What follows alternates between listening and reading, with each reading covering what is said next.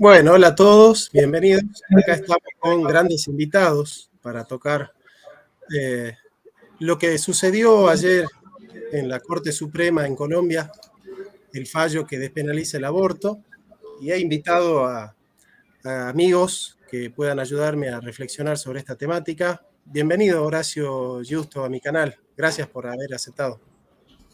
Bueno, en primer lugar, gracias por la invitación. Para mí es un honor poder estar tanto con usted, con los demás compañeros, con los que vamos a estar intercambiando un par de ideas que, insisto, venimos a aprender, venimos a compartir lo poco que uno sabe y, sobre todo, a generar un espacio de reflexión. Así que para mí, insisto, es un gusto y un honor poder estar aquí entre semejantes titanes intelectuales. Bueno, la humildad de los grandes. Ya saben, si hay algún marciano que no conozca a Horacio Justo, puede suscribirse a su canal, que tiene el mismo nombre que él, así que lo encuentran fácilmente y van a disfrutar de hermosas charlas y conversaciones y crossover que tiene con grandes exponentes del pensamiento también de derecha y no solo de derecha también. Santiago Giraldo, ¿cómo estás, amigo? Saludos, Jonathan, muchas gracias por la invitación. Un saludo a Horacio Justo, al gran Horacio Justo y también a Guillermo Ramadán. Iba a decir que Guillermo era el único que no tenía canal de YouTube de todos los contertulios, pero por ahí me acabo de dar cuenta que sí, efectivamente tiene, así que también recomiendo abiertamente que se suscriban al canal de él. Y pues bueno, yo diría buenas noches, ¿no? Diría buenas noches, pero con lo que nos acontece aquí en Colombia no son tan buenas como quisiera, güey. Así es, vamos a tocar ese tema porque es un tema que nos constriñe mucho y del cual vamos a charlar profundamente. Pero vamos a presentar a la persona que está convocando. Hay gente que ya está pidiendo por Guillermo Ramadán acá. Están diciendo, bueno, venimos por Guillermo, mira, ahí están está. solo por él. Así que, bueno, gracias, Guille, por estar. No, bueno, gracias, Johnny, por la presentación. La verdad que este tema que nos acoja a todos, ¿no? A todos nos incumbe, en cualquier país, en toda Latinoamérica nos incumbe este tema porque realmente ha pasado en Argentina hace ya casi 2 años. Sí. Y bueno, y sigue sucediendo, siguen habiendo fallos, siguen habiendo, sacando leyes, así que tenemos que tratarlo al tema seriamente porque en este caso, en particular, a diferencia de como fue en Argentina, este caso es un fallo de corte que tiene otras características, otro peso que trata sobre un artículo particular de la ley del Código Penal colombiano y a mi entender es un poco más grave porque si hay alguien que tiene que poder decidir, ¿no? si estas leyes o no son constitucionales, en este caso no se fue por la vía de la ley, sino directamente para derogar de alguna manera un artículo, del Código Penal, entonces haciendo las veces de ley, ¿no? Este fallo hace las veces de una ley. Ya lo vemos.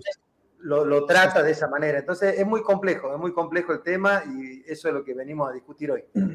Exacto. Bueno, se acaba de sumar también Lucas Carena. Lucas, muchas gracias por aceptar, amigo, acompañarnos esta noche. No, gracias a vos, Jonathan. Muchas gracias por la invitación. Bueno, saludo a todos. Horacio, Guillermo, Santiago, gracias por la reunión, la tertulia, lo amerita. Tema importante. Lamentable. Es un tema importante. Lamentablemente es algo que parecería que ya se va a instalar, que ya están copados los grandes países de Sudamérica y bueno, parecería que es cuestión de esperar para que se instale en los demás países, ¿no? A pesar de la reticencia de los países de América Central, que hay algunos en los que el aborto está explícitamente condenado y penalizado, ni siquiera tienen las 3 causales algunos países, pero parecería que esto progresivamente va a ir avanzando, ¿no? Progresivamente porque el progresismo trabaja de esa manera, ¿no? Me gustaría, Santiago, vos que sos ahí nuestro corresponsal en Colombia, que puedas, darnos algunos pormenores de lo que fue pasando, si conoces a alguno de los que ha votado a favor de esta despenalización y bueno, algunos detalles que nos sirva para pensar. Bueno, sí, yo creo que Colombia en este caso ha destacado, normalmente suele destacar para más, lastimosamente en la región Colombia es el país que ha despenalizado con mayor ser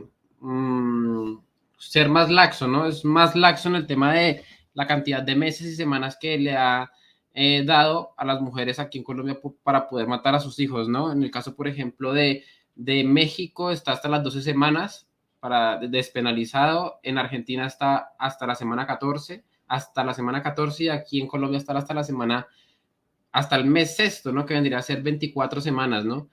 A lo que nos estamos enfrentando aquí en Colombia, ya desde hace varios años, especialmente desde el año 2006, es que a través de la Corte Constitucional también se dio un fallo que se conoce como el fallo C-355. Directamente desde allí se regulaba el aborto en Colombia porque estaba penalizado y sigue estando penalizado, ya vamos a entrar a hablar específicamente con eso, está penalizado a través del artículo 122 del Código Penal, ¿sí? Pero que tiene 3 excepciones que en el año 2006, pues bueno, entró a través del fallo que dio la Corte, en donde pues ya conocemos específicamente las 3 causales, ¿no? Que no solamente operan aquí en Colombia, sino que operan en toda la región, ¿no?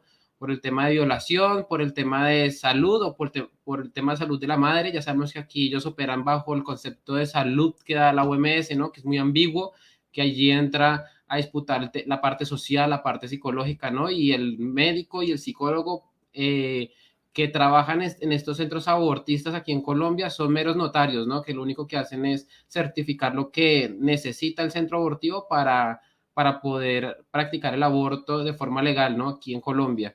Y la causal de malformidad, ¿no? Que también se ha prestado para muchas ambigüedades aquí en el país.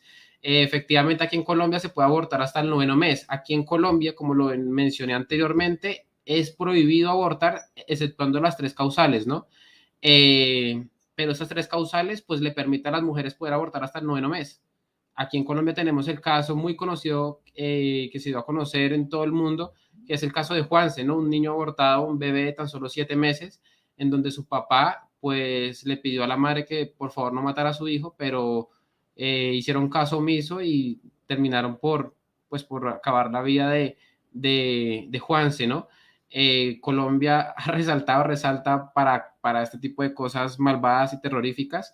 Y bueno, el día de ayer no fue la excepción, ¿no? Efectivamente, con el fallo que dio la Corte, y bueno, lo dio a conocer a través de su comunicado de prensa.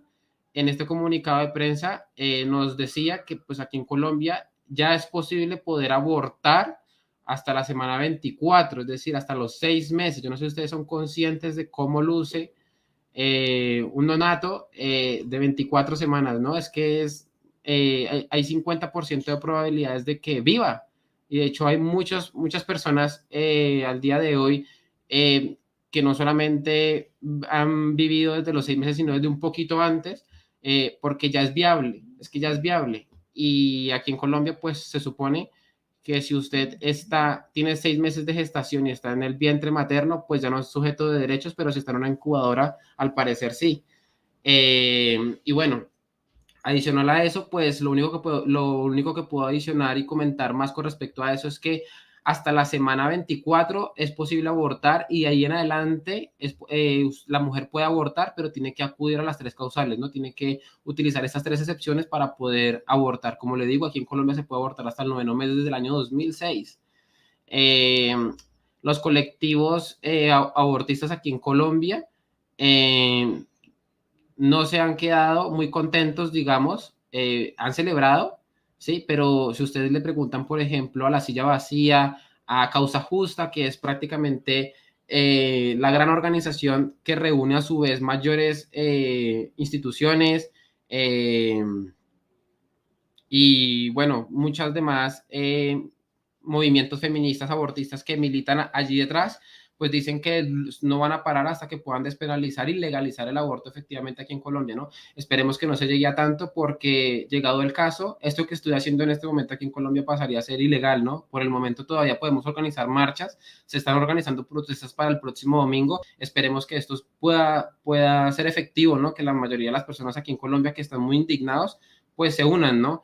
Y podamos hacer algo con respecto a este fallo, que es muy difícil, ¿no? Porque aquí estos jueces fallan y pareciera que no hay nada más que hacer, ¿no? De hecho, ellos instan en el propio comunicado de prensa, instan al Congreso a que ya empiecen a regularizar todo, pues todo lo que ellos allí dejaron especificado, ¿no? Es decir, empiecen a ejecutar ya políticas públicas que estén coordinados con, pues, con este fallo, ¿no? Y bueno, así va la cosa más o menos.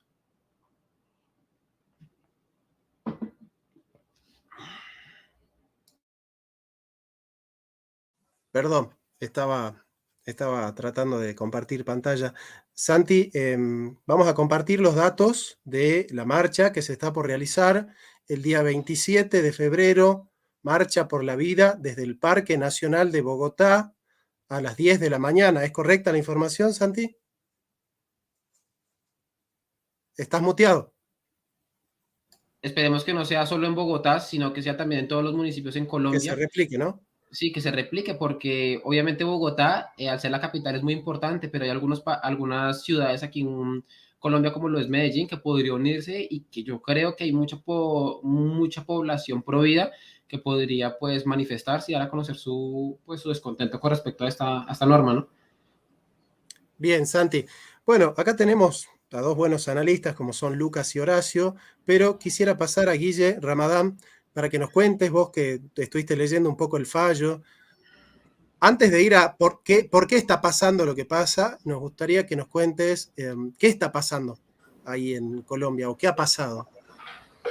Bueno, en realidad, cuando uno lee el comunicado, no es el fallo concretamente, sino el comunicado que ha sacado la Corte, donde explica un poco el por qué, pone las causas de por qué ha fallado de la manera en que ha fallado. Lo primero que se dice es, se estaba cuestionando lo que se llama exequibilidad condicionada. En realidad, esta palabra, exequibilidad, tiene que ver con si la norma del artículo 122 del Código Penal es constitucional o no es constitucional. Eso es lo que se estaba discutiendo acá.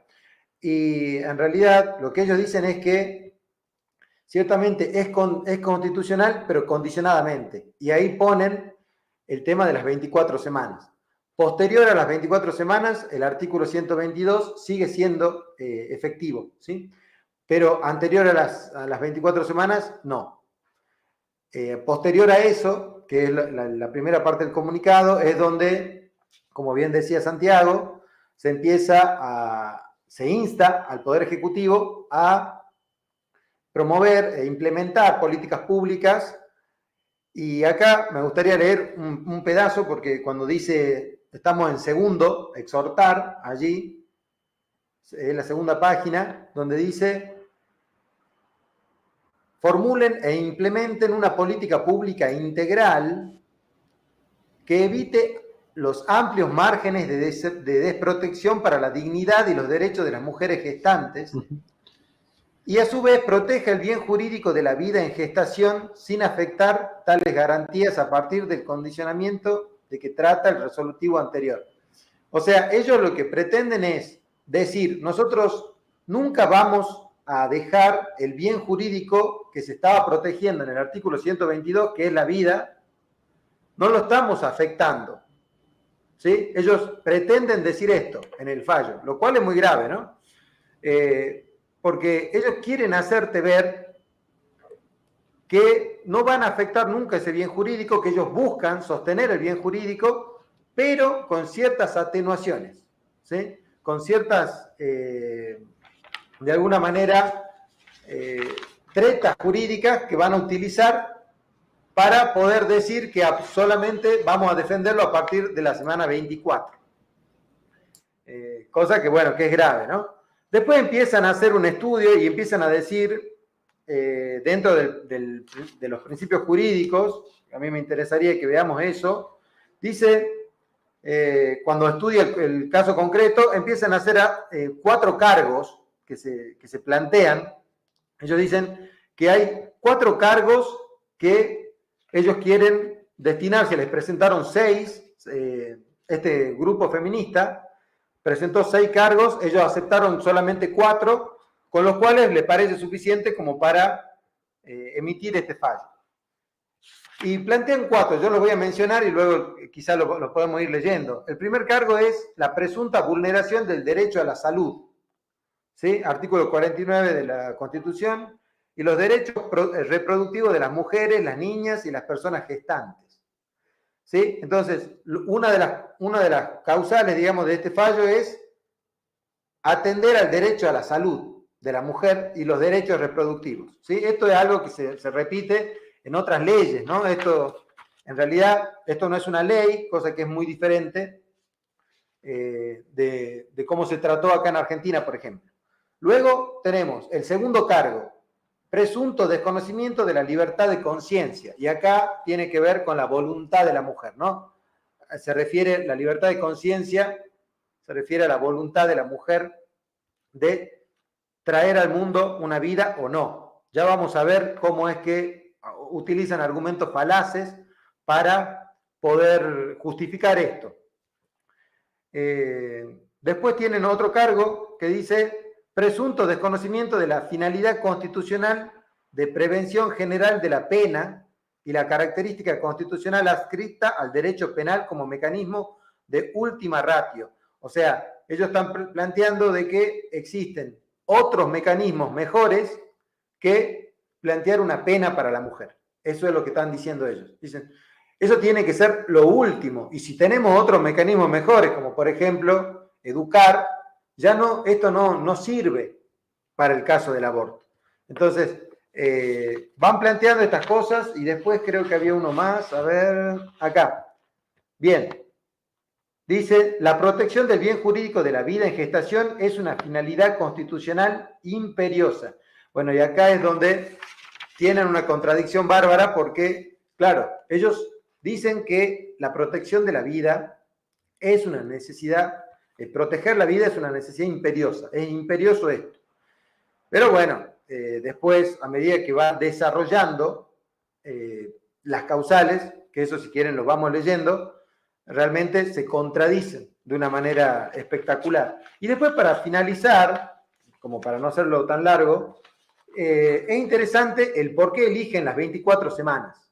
Es muy interesante, y acá sí se los voy a leer porque la verdad que ellos no lo pueden decir mejor. Dice, si se pretende un óptimo constitucional, ellos están hablando hasta acá de una tensión. Hay una tensión entre la vida del feto, ¿sí?, la vida de la persona en gestación y de la madre, de sus derechos reproductivos. En esa tensión, ellos dicen, si se pretende un óptimo constitucional, ellos piensan que un punto medio en este caso va a ser una buena solución, que proteja de manera abstracta ambas magnitudes en tensión. El punto fundamental de la distinción no puede ser otro, dice, no puede ser otro que aquel en el que es posible considerar que se rompe la dependencia de la vida en formación de la persona gestante.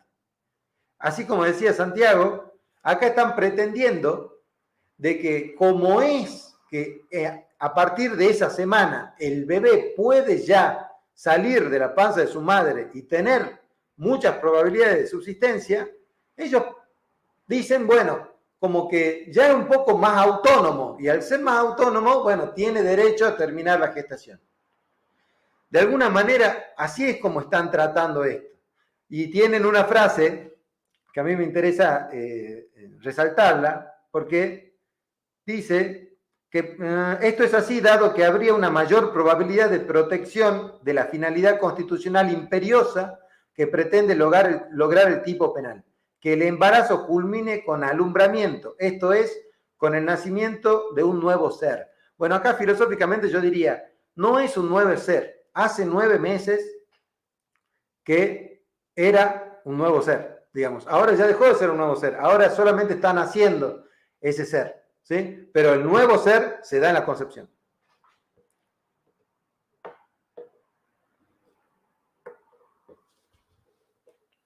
Perfecto, Guille, muchas gracias por el paneo que hiciste, muy, muy claro, muy introductorio y muy completo.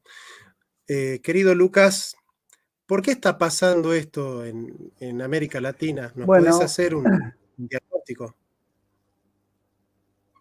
Sí, ¿me escuchan bien? Por momentos se me entrecortaba, pero no sé si es mi conexión o en general Se te escucha perfecto. Por eso, bueno, gracias. Lo escuchaba a Santiago, que está poco cerca del problema, el análisis que hizo Guillermo atentamente. Bueno, efectivamente estamos ante una nueva embestida de un franquiciado internacional de la industria del infanticidio prenatal, más conocido como aborto. Pero lo que hay es una promoción, porque en ninguno de los casos en los que se están dando estas leyes aprobatorias, en este caso un fallo, una sentencia de una Corte Constitucional, después podemos ver esa disquisición, cómo esto supera todos los singularismos de los países y homologa y una tendencia globalista internacional. Después podemos comparar con el caso argentino, porque en el caso argentino nosotros tenemos una constitución que adhiere, ¿no?, con jerarquía constitucional al Pacto de San José de Costa Rica. Entonces no hay una legislación específica que condene al aborto, porque no es necesaria. Tenés el Código Civil que define el concepto de persona, y tenés, digamos, el Código Penal, ¿no? Que con eso ya se cae de madura. Después lo que tenés es un fallo del 2012, el fallo FAL, que fue enseñado muchas veces en las universidades, en las facultades de Derecho, como fallo arbitrario, justamente, inconstitucional. Pero amén de eso, en el caso colombiano hay una singularidad que la explicaban bien los chicos, que es que como hay una legislación específica, la ley 599 del 2000, por el cual se expide el Código Penal, en su artículo 122, lo que tuvieron que hacer, a diferencia de nuestro caso, que es sancionar una ley inconstitucional e ir a corromper legisladores, sobre todo senadores en el año 2000, y darlos vuelta, en el caso de Colombia lo que tuvieron que ir fue a corromper jueces, es decir, a ministros de la Corte, porque lo que había que revisar es la constitucionalidad de la ley que tenía las características punitivas sancionatorias respecto del aborto. Fíjate cómo las singularidades de cada país se articulan de una manera ingenieril para ser superadas en favor del aborto, que es una franquicia internacional de la industria del infanticidio prenatal. Ahora, esto que bien explicaron ellos, digo, y nos debemos detener, y seguramente Horacio, que algo estuvo publicando en sus redes, va a poder dimensionar un poco con mayor precisión. Lo que nosotros, digo, tenemos que indagar es qué es un feto de 24 semanas.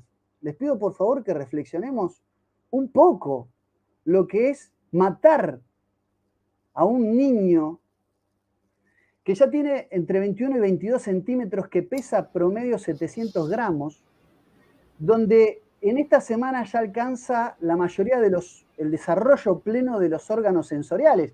Vida, no hace falta decirlo, hay desde el momento de la concepción, cuando se forma el cigoto, no está en discusión, pero digo, es tan terrible esto, que estamos hablando de que lo que separa a un sujeto pleno de derecho, que en ambos casos tiene ya un tacto, un olfato, un oído, papilas gustativas desarrolladas, incluso los estímulos que llegan desde el exterior en una semana 24, es cuando el bebé más se mueve, interactúa, porque ya después, sexto al octavo mes, ya la placenta es como que queda apretado, el bebé no se mueve, nunca se mueve y se desplaza tanto un bebé como cuando está en estas semanas de gestación.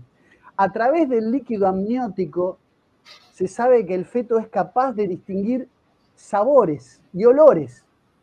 Por supuesto, todavía no puede ver por falta de luz, pero ya hay incluso una degustación y estímulos gustativos. Pero hay algo que es todavía más importante, que es la producción de los pulmones del surfactante pulmonar, que es una sustancia que ayuda al intercambio del oxígeno con los pulmones. Ya hay actividad pulmonar, es decir, la oxigenación no es solamente por el cordón umbilical, por la sangre oxigenada que le transmite la madre, sino que ya hay una actividad pulmonar autónoma, y muchas veces, yo por supuesto que no vengo de los campos médicos, ni mucho menos de la obstetricia, ni de la neonatología, pero muchas veces se estimula esta sustancia porque si el bebé nace prematuro, con 6 meses, ya puede tener respiración autónoma, es decir, lo que separa a un bebé de 24 meses prematuro, ¿no? O lo que le impide ser asesinado y descuartizado legalmente, es una placenta. Es una placenta, porque hay muchos niños a esa edad que son, con ayuda y con artificio, muchas veces, claro, exactamente, por eso se habla, creo que Santiago lo mencionó, se habla de que a esa semana se habla de lo que es algo sumamente importante, que es la maduración y la vitalidad que tiene el feto. Esto de la viabilidad fetal, la viabilidad fetal. Ahí es donde se pone como límite esto de la viabilidad fetal. Pero es terrible, ya más allá incluso de que existían atenuantes, y quiero ser breve, somos muchos, ya había atenuantes, ¿no? Esto de la sentencia 355, creo que era la que determinaba un poco estas excepcionalidades, que eran violación e incesto o malformación fetal. Esto de la malformación, que ya era cuestionable porque nos remite a una de las tantas leyendas negras que los romanos hacían, escudriñando la semblanza de Licurgo de los espartanos, ¿no? Pero que tenía que ver con que en el monte Taygeto, desde un risco, los espartanos tiraban a los bebés malformados. Bueno, el progresismo del siglo XXI promueve prácticas susceptibles de ser adjudicadas a las culturas más paganas y retrógradas en materia de derechos humanos. Ahora, digo, con todo este combo de cosas que se dijeron, lo que a mí me llama sumamente la atención, ¿no? Es esto, ¿no?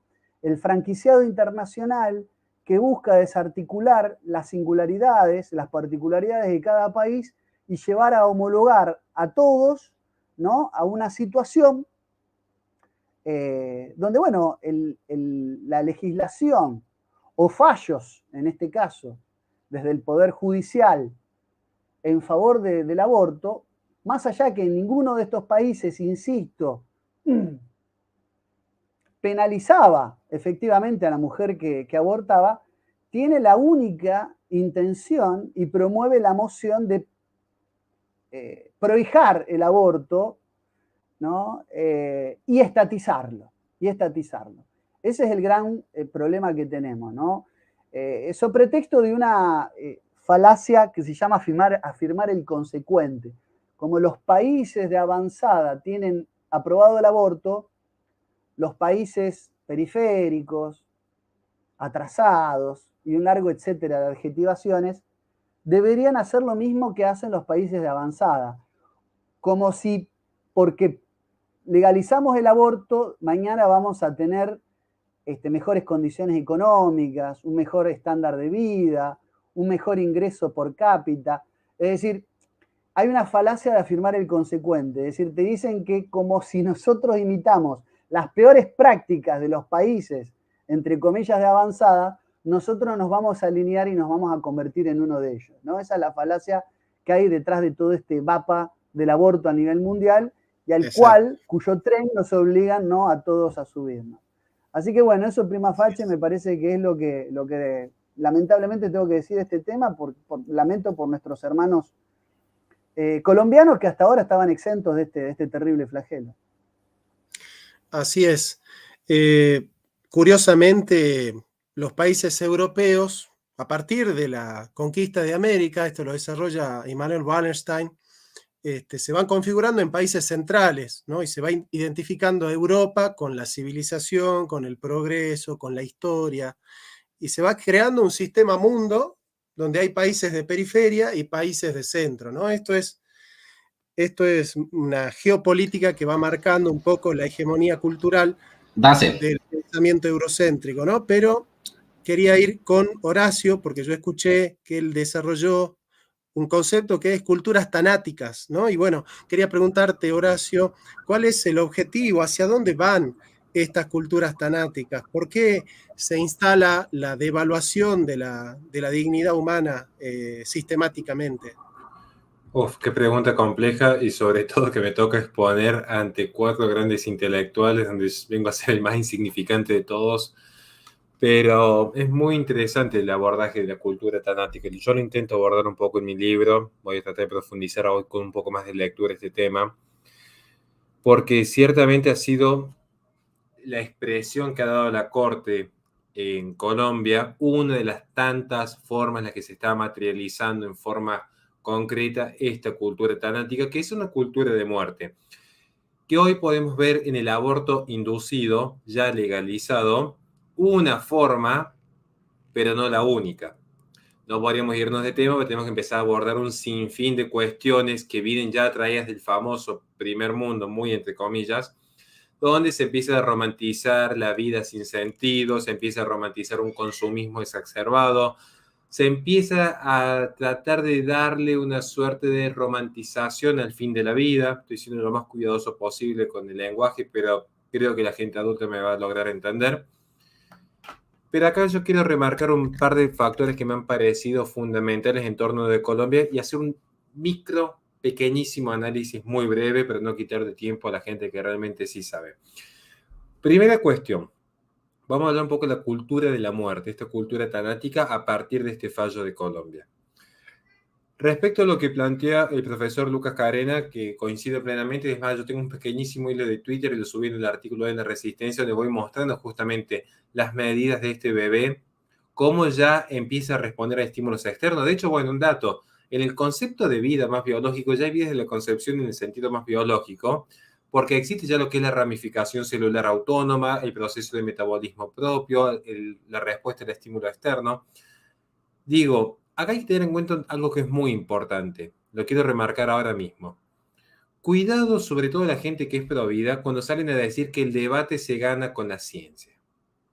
A mí me ha tocado debatir una infinidad de veces profesores filósofos objetivistas, algunos los conocen como randianos, liberales, libertarios, anarcocapitalistas, feministas, veganos. Nadie me desconoció que en ese embrión hay vida que pertenece al género humano. Lo que le niegan es la categoría de persona. Digo esto porque creo que es momento de empezar a elevar el debate en algún punto. Incluso tenemos que elevar el debate en materia moral. Ahora, lo que ha hecho la Corte, no quiero remarcar y ser incisivo en lo que planteó muy bien el profesor Carina, quiero remarcar esa parte así, ¿qué se está matando? Deja abierta la posibilidad que aún después de las 24 semanas, y aduciendo una causal de abuso, aduciendo alguna de las causales previas, también se puede eliminar esa vida. O sea, porque de repente la gente acá se horroriza porque en Virginia se plantea de dejar sin atención médica si la práctica abortiva falla y esa vida de 25 semanas sale vivo fuera del cuerpo materno. Acá se han horrorizado algunos. Y lo mismo que está sucediendo en Colombia. Es más, si nos ponemos a hilar fino en la ley argentina, es exactamente igual, ¿eh? No hay límite aduciendo un abuso sin denunciar, obviamente, penalmente, sin demostrar la veracidad de los hechos. Aduciendo un abuso, no hay límite. Entonces, yo tengo una visión mucho más pesimista todavía de lo que ha sucedido. Respecto a lo que es la cultura tanática, es una cultura de la muerte. Pero hay profesores muy interesantes su pregunta. Yo siempre digo, las grandes preguntas ya encierran la respuesta en la misma pregunta. ¿Por qué se está quitando la dignidad humana?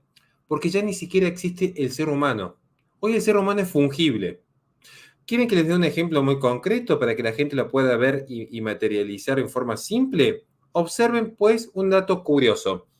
Aquí en Colombia ya se ha legalizado de facto el aborto, como en la mayoría de partes del mundo. Al mismo tiempo, en China se permite, y ya se está experimentando, el desarrollo embrionario monitoreado por inteligencia artificial a partir de un útero creado artificialmente. ¿Esto qué significa? Que la propia noción de ser humano ya se vuelve fungible. Ya ni siquiera hace falta el hombre, en un sentido bien amplio de la palabra del ser, ya ni siquiera hace falta el hombre ni para iniciar un embarazo ni para terminarlo. El hombre simplemente está allí arrojado al mundo, diría Heidegger. Pero en el sentido más concreto de la palabra está arrojado porque no se lo necesita para nada el ser humano. Hoy el hombre es fungible, es reemplazable. ya ni siquiera por las propias máquinas, por otro tipo de ser humano creado artificialmente. Y esto es parte de la cultura tanática. ¿Por qué? Porque es un ser humano que desde el albor de las ideologías del siglo XVIII viene profundizando una idea específica del progreso indefinido, y las ideas tienen consecuencias. ¿En qué sentido tiene consecuencias vinculadas a la cultura tanática? Es un ser humano que al enarbolar las banderas de la libertad, la igualdad y la fraternidad, al enarbolar las banderas que sostenían ni dioses ni reyes, en esta idea de que solo el presente importa, no hay pasado, entonces aparece la eutanasia, no hay futuro, aparece el aborto. Cuando solo tenemos este presente, ¿qué es lo que nos queda? Ese hombre aspirando a la perfección. ¿Y por qué cae en el presente? Porque ¿qué es lo perfecto, dirá Aristóteles entonces? Es perfecto lo que nada sobra y nada falta. De allí es que incluso Platón va a decir que justamente el verdadero tiempo es la eternidad, porque no hay un paso, porque no hay una transición, porque no hay una modificación que haga saltar del acto de la potencia al acto. Entonces, este ser humano que está buscando su propia perfección, este ser humano necesita erradicar toda noción de cambio, y es cuando aparece la muerte. ¿Por qué? ¿Qué es lo más perfecto que puede llegar a conocer el hombre? Descontando a nuestro Señor Jesucristo. La muerte es perfecta, es inalterable, naturalmente y en forma, entre comillas, inconsciente, porque detrás hay una gran mano invisible, parafraseando a la noción de Dan Smith, hay una gran mano invisible que ha movido los hilos del mundo, pero digo, aparece la muerte porque es el último bastión de perfección que le queda al ser humano, esa noción de inalterable.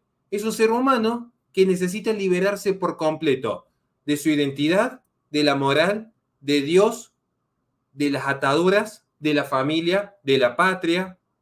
Y por eso surgen estos fenómenos. Por una cuestión muy sencilla.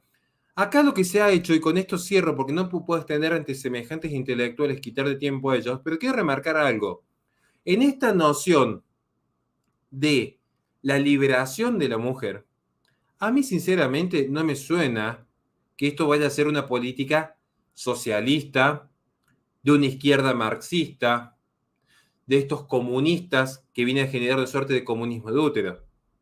Yo lo quiero remarcar, esta es mi posición.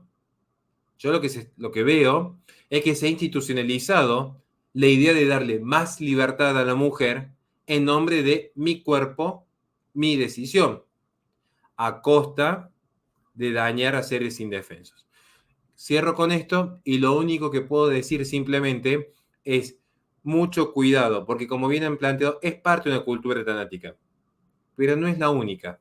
Si empezamos a indagar cómo se impuso la cultura tanática, y yo sé que el aborto es el mayor de todos los crímenes porque se está atacando de forma directa a un ser inocente, si vemos en profundidad lo que es esta agenda tanática, vamos a darnos cuenta que hoy es más común de lo que uno cree, simplemente el rechazo a la vida en otras esferas que también implica eliminar un embarazo, pero no solamente allí. Hay un rechazo a todo sentido de trascendencia. Es un ser humano idiotizado. ¿En qué sentido idiotizado?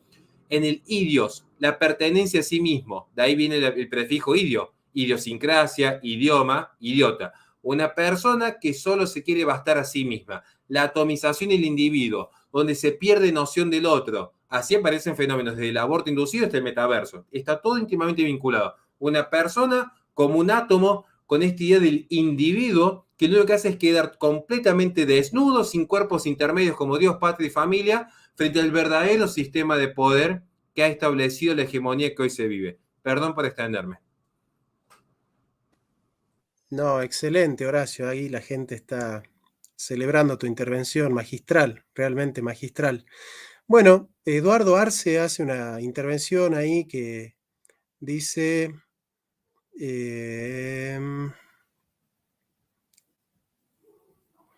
bueno, algo así como qué vinculación tiene el aborto con el capitalismo, si es que la tiene. Bueno, un saludo grande a Juan Carlos Monedero. Un grande. Un grande. Es más, le podemos mandar el link para que se sume si es que puede, ¿no? Santi, ¿qué tal? ¿Podés compartirnos algo con respecto a eso del aborto y el capitalismo? ¿Tienen alguna vinculación el aborto con el capitalismo? Ya, bueno, muy interesante lo que se ha mencionado anteriormente por parte de Horacio, por parte de Lucas, por parte de Guillermo y también por parte de Jonathan. A ver, ¿qué relación encuentro entre el aborto y el capitalismo? Yo creo que está íntimamente relacionado, más de lo que algunos liberales quisieran aceptar, ¿no? Aquí en Colombia yo tengo muchísimos videos hablando sobre varias organizaciones pro aborto que militan directamente en esta causa justa, que es como la mayor organización que se ha creado aquí en Colombia. Fueron los que presentaron esa ley, esa tutela que hizo a la propia Corte entrar a revisar si la sentencia 122 del Código Penal, el artículo 122 del Código Penal era inconstitucional, ¿no? Y esta organización recibe muchísimo dinero de George Soros. Aquí, por ejemplo, una de las otras organizaciones que recibe también demasiado dinero de George Soros, de la Open Society Foundation, es un gran portal llamado La Silla Vacía, que abiertamente en su propia página colocan la cantidad de dinero que reciben de George Soros al año, ¿no? Ustedes entran también a la página de Open Society Foundation en el campo de subvenciones concedidas y allí ustedes colocan La Silla Vacía y pues muestra la cantidad de dinero increíble que se deja. La directora, que se llama Juanita León, es becaria de la propia Open Society Foundation. Ya sabemos que George Soros es un gran metacapitalista, o sea, directamente se deja muchísimo dinero con respecto al aborto aquí en Colombia para subvencionar algunos movimientos que están a favor de los derechos sexuales y reproductivos de las mujeres. Bueno, ya sabemos casi que todo el discurso que a su vez y argumentos que a su vez estaban calando y que calaron en la corte. En pantalla está apareciendo los jueces que votaron a favor y los jueces que votaron en contra, ¿no? Todos estos magistrados, ¿no? Solamente uno es un conjuez, pero el resto todos son jueces como tal. Es muy curioso, ¿no? Que a favor pues, de esta medida estaban 5 jueces en donde una sola era mujer, ¿no? De resto todos los que votaron a favor eran hombres. Y por el contrario, jueces que votaron en contra eran en su mayoría mujeres, ¿no? Mujeres sumamente conservadoras que son muy conocidas aquí en Colombia, algunas personas que han podido indagar sobre algunos jueces que han llegado a ser ministros de esta corte, ¿no? Por llamarlo de alguna forma. Está Cristian Pardo, que también es muy conocida, una mujer súper provida, igual que Gloria Estela. De Paola Meneses no tengo mayor información, ni tampoco de Jorge Ibáñez, pero en este caso sí han mostrado totalmente en contra pues, de la despenalización del aborto, ¿no? Pero por el otro lado tenemos a activistas pro vida, porque así son, ¿no? O sea, abiertamente estos jueces no pueden hablar públicamente del tema del aborto. Algunos de ellos han sido vetados para poder votar en esto, pero no con todo, al fin y al cabo, ¿no? Como lo es el caso de Antonio Lizarazo, que en varias ocasiones, pues, era un activista, fue un activista abiertamente pro aborto, el que terminó llevando o inclinando la balanza pues, hacia el de género, digamos, hacia lo que se terminó conociendo, fue el conjuez Julio Andrés Osa, que supuestamente era una corriente más liberal conservadora, así se define él mismo, ¿no? Y terminó votando, fue a favor pues de esta sentencia, ¿no? De las 24 semanas. En algunos casos, o bueno, se ha llegado a decir personas que estuvieron porque esto se hizo a puerta cerrada, esta votación se hizo a puerta cerrada, y alguno de estos jueces no estaba a favor, de los que votaron a favor, ¿no? No estaba a su vez a favor de las 24 semanas. De hecho, aquí en Colombia hay muchos abortistas, ¿sí? Que son abiertamente pañuelo verde, que están en contra de que se haya despenalizado hasta esa semana, hasta la semana 24. Algunos también referentes y personas que tienen muchísimo alcance y muchísimo impacto en los medios de comunicación, que son abiertamente pañuelo verde, han dicho que para ellos es completamente indefendible que se haya despenalizado hasta esa semana, ¿no? Pues porque obviamente ellos dicen que no, que el aborto pues debería ser defendido solamente hasta la semana 12, ¿no? Y bueno, respondiéndole a la pregunta al profesor Jonathan Ramos, que ya no está con nosotros, sí, abiertamente aquí en Colombia, grandes metacapitalistas han dejado muchísimo dinero, pero muchísimo dinero en promover ese negocio aquí en Colombia. Todos salieron a celebrarlo. Por ejemplo, hay otra organización aquí en Colombia que se llama Temblores. También ustedes entran a la página de temblores.org y allí ellos dicen, recibimos tanto dinero de la Open Society Foundation, es que son descarados, o sea, dicen hemos recibido tanto dinero, igual también Pro Familia en Colombia, que se jactan de practicar más de 50.000 abortos al año, o sea, es una cosa increíble que puedan salir a decirlo de forma abierta, ¿no? Pues es una filial más de la IPPF, ¿no? Por lo menos ustedes, aquí donde yo vivo, en el municipio en el que yo vivo, ustedes van por la calle más transitada de esta ciudad y se encuentra una pancarta grande de Oriéntame, otra entidad abortista que a su vez recibe muchísimo dinero de Open Society Foundation. O sea, este tipo aquí se está dejando muchísimo dinero y cuando hablo de este tipo me estoy refiriéndome directamente a George Soros, ¿no? Dejándose muchísimo dinero en estas organizaciones, en estas entidades abortivas que son prácticamente carnicerías humanas. En algunos lados he tenido la oportunidad también de asistir a algunos sitios en Bogotá, que son centros abortivos, y hay personas que pertenecen a ciertos movimientos pro vida como 40 días por la vida, Abrazos de Amor Mariana, y desde allí ellos se hacen a las afueras de esos centros abortivos a rezar, a orar, y le ofrecen, digamos, a las mujeres que se están dirigiendo a esos centros abortivos alternativas pues, para el acto que van a cometer, ¿no?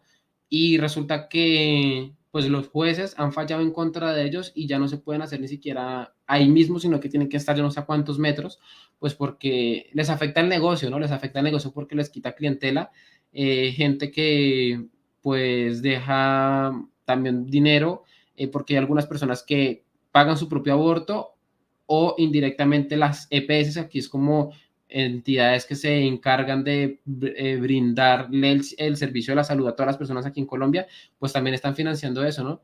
Y los tienen que hacer por ley, porque por ley están obligados a tener que ofrecerle el supuesto servicio de aborto a las mujeres, ¿no?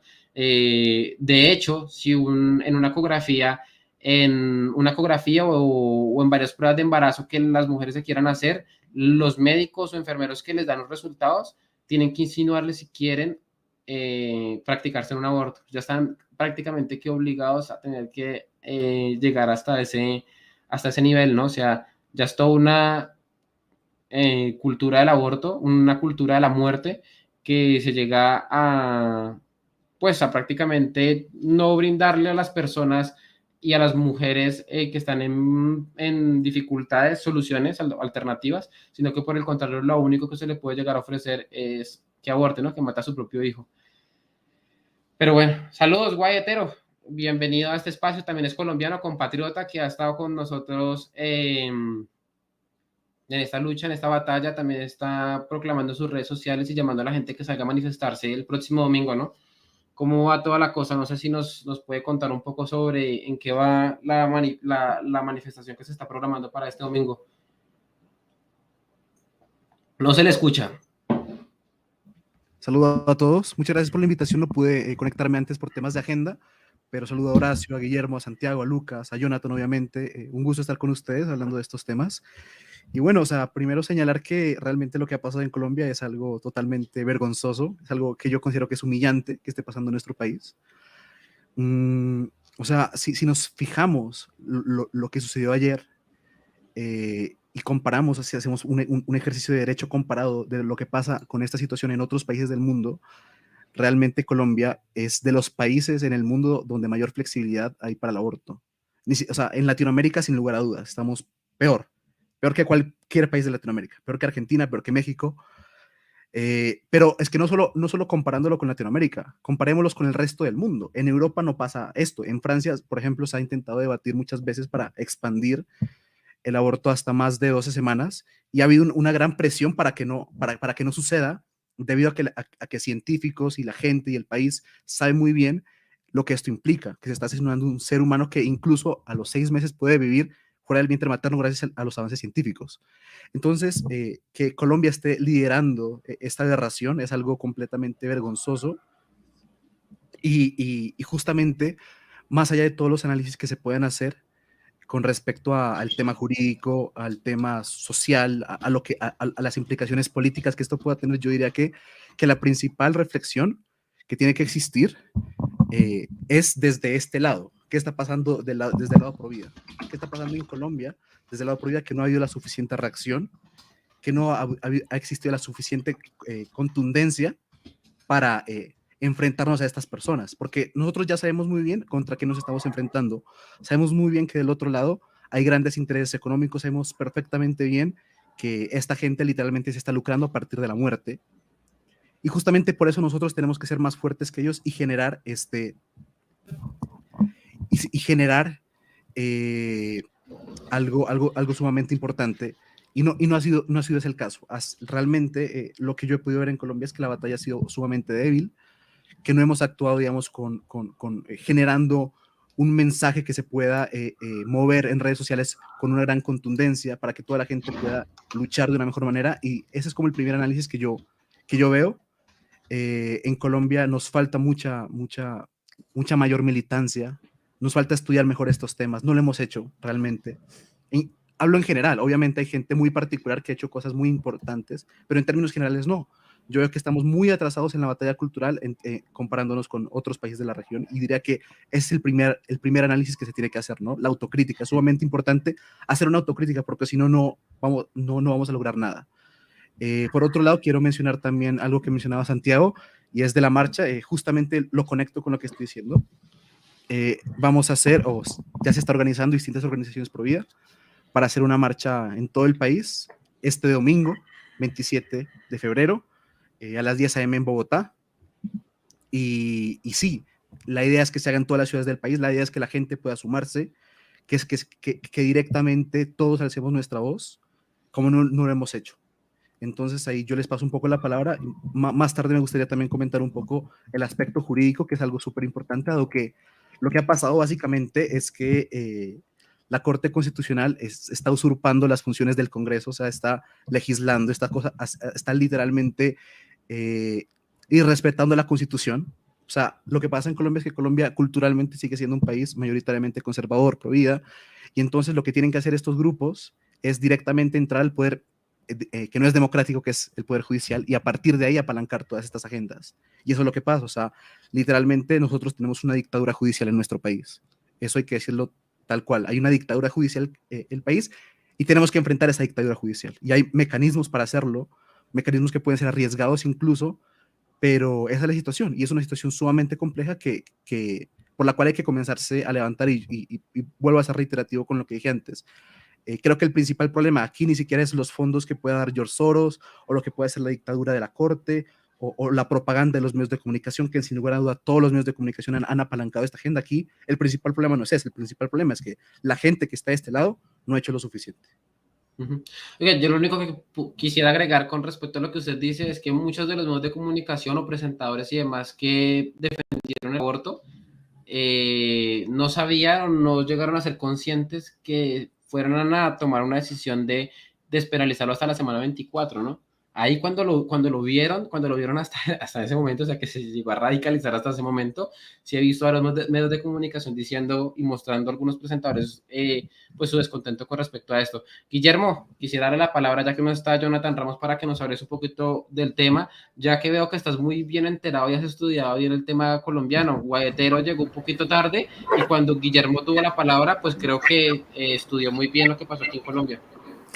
Sí, bueno, realmente he tenido la oportunidad de leer el comunicado detenidamente, y bueno, Guaytetero decía algo que es muy cierto, que es algo de lo que yo también había mencionado muy levemente al principio, que la gravedad del asunto en Colombia es que esto es un fallo de corte, lo cual lo hace bastante más grave que, por ejemplo, en Argentina, que en el sentido de que nosotros tenemos una ley que todavía no tiene fallo si es constitucional o no. Prevemos que va a salir constitucional, pero eso es una batalla jurídica que todavía no se ha dado en Argentina.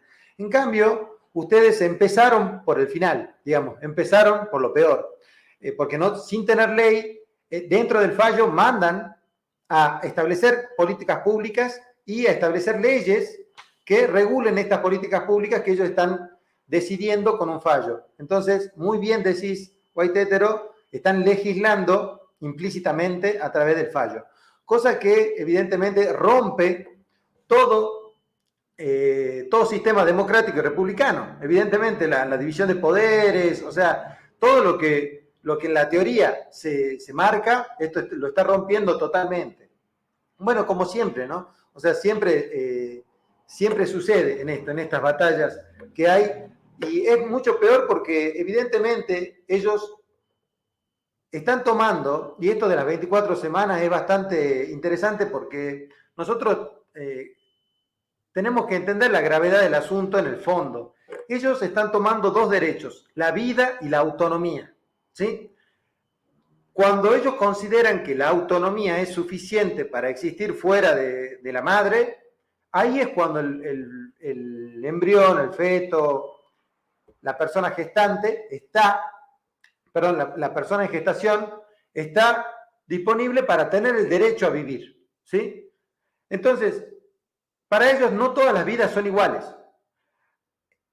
Textualmente lo dice así, esta idea de privilegiar el concepto de autonomía, que es en el concepto de autonomía donde ellos resuelven la cuestión. Ellos dicen, acá vamos a resolver la cuestión técnicamente de esta manera, con el concepto de autonomía.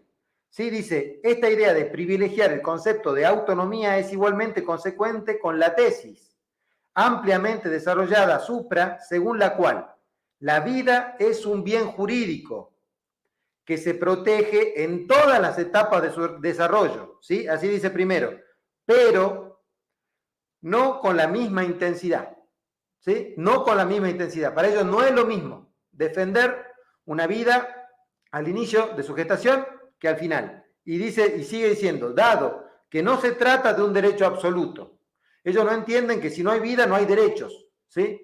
O sea, si no hay vida, no hay derecho que defender, no hay autonomía, no hay ningún tipo de derecho si no hay vida. Dice, es por esto que su protección mediante el derecho penal como finalidad constitucional imperiosa también es gradual e incremental. Y ahí esto es gravísimo, porque evidentemente ellos consideran que la vida se puede determinar gradualmente. O sea, uno de alguna manera es más persona a medida que va avanzando su desarrollo. Y eso es inaceptable, eso es mucho más peligroso. O sea, la verdad que uno prefiere quedarse en las luchas, como decía Horacio, que ya nadie discute, de que si hay vida o no hay vida. Porque por lo menos uno entiende que moralmente esa persona entiende que no hay vida, entonces, bueno, moralmente todavía es rescatable, digamos, pero en este caso es totalmente aberrante. Y ellos quieren decir muy bien, acá, dicen, acá lo resolvemos, en una parte del fallo, que no sé dónde está ahora, pero dicen, nosotros estamos resolviendo esto legalmente, no moralmente, ¿sí? Ellos ahora, ahí sí, rompen totalmente la legalidad y la moralidad, no les interesa. Ellos dicen, a nosotros no nos importa lo moral, nosotros vamos por lo legal, tenemos un argumento, que es un argumento falaz, como lo vimos, y es totalmente imposible de sostener, ¿no? O sea, es fácilmente destruible. Ahora a mí me interesa que nosotros entendamos esto. Ellos inician, no lo vamos a leer porque es quizá un poco largo, pero inician todos sus argumentos con algo que es cierto, que es verdad. Yo quiero hablar de las medias verdades en ese sentido, porque claramente ellos empiezan diciendo, por ejemplo, la libertad de conciencia a la decisión de procrear es algo personalísimo, individualísimo e intransferible. Y todos estamos de acuerdo con eso. ¿Me explico? Todos estamos de acuerdo con la libertad de procrear. Ahora bien, después, mientras siguen diciendo esto, pasan a decir la decisión de llevar a término un embarazo, y eso lo cambia todo. Porque llevar a término un embarazo no es una decisión de procrear o no, ¿sí? Porque yo ya no estoy diciendo, yo ya procreé cuando tengo que llevar a término un embarazo. Entonces cambian las condiciones y ahí hacen la falacia. Pero claro, eso es lo peor de las medias verdades. ¿Por qué? Porque entran por la parte de verdad, entonces uno está leyendo, a uno le argumentan con la parte de verdad, pero y así te llevan a la mentira, así te llevan al error, ¿sí? Y nosotros terminamos aceptando todo porque es un combo completo. Ellos te venden todo, pero siempre te tiran primero lo de la verdad. Entonces, realmente eso es muy peligroso. Y con respecto a lo que decía Horacio, como para terminar, me parece muy, muy importante entender esto de la inmanentización de las normas morales y de las leyes que son consecuencias de esto, ¿no? Romper con el iusnaturalismo Y en definitiva, en el fondo, nosotros tenemos que entender que la política, en el fondo y muy en el fondo, siempre es religión. Entonces, tenemos ese problema. Nosotros por ahí no se quiere ver, porque tenemos una mirada muy prejuiciosa respecto de hablar de religión cuando hablamos de política, pero evidentemente podríamos hablar de metafísica, podríamos hablar desde la filosofía de teología natural, si se quiere, pero en el fondo tenemos que entender que estos son problemas espirituales que, bueno, que de alguna manera en algún momento vamos a tener que blanquear y tener que resolver desde el fondo de la cuestión. Bien, muy interesante lo que menciona Guillermo. Quiero dar la palabra a Lucas Carena, que según tengo entendido ya se tiene que, nos deja básicamente, así que le quiero dar la palabra. Pero sí, antes quisiera agradecer a todas las personas que nos están viendo, que son muchas, y pues bueno, Lucas, toda tuya la palabra.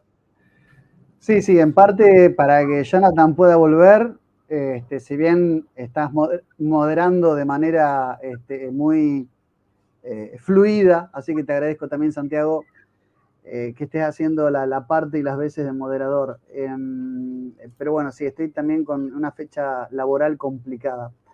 Pero bueno, me ha encantado este encuentro, esta tertulia, y sobre un tema que realmente lo amerita.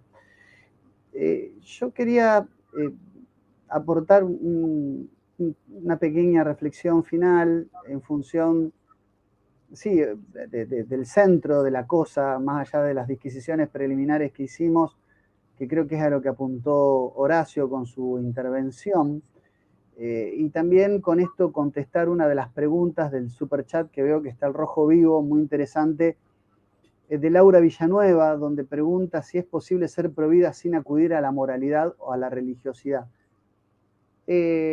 Habría que preguntarse en qué sentido moralidad, porque de acuerdo a eso yo podría decir que no, porque toda moralidad de alguna manera nos impera, nos gobierna, nos atraviesa.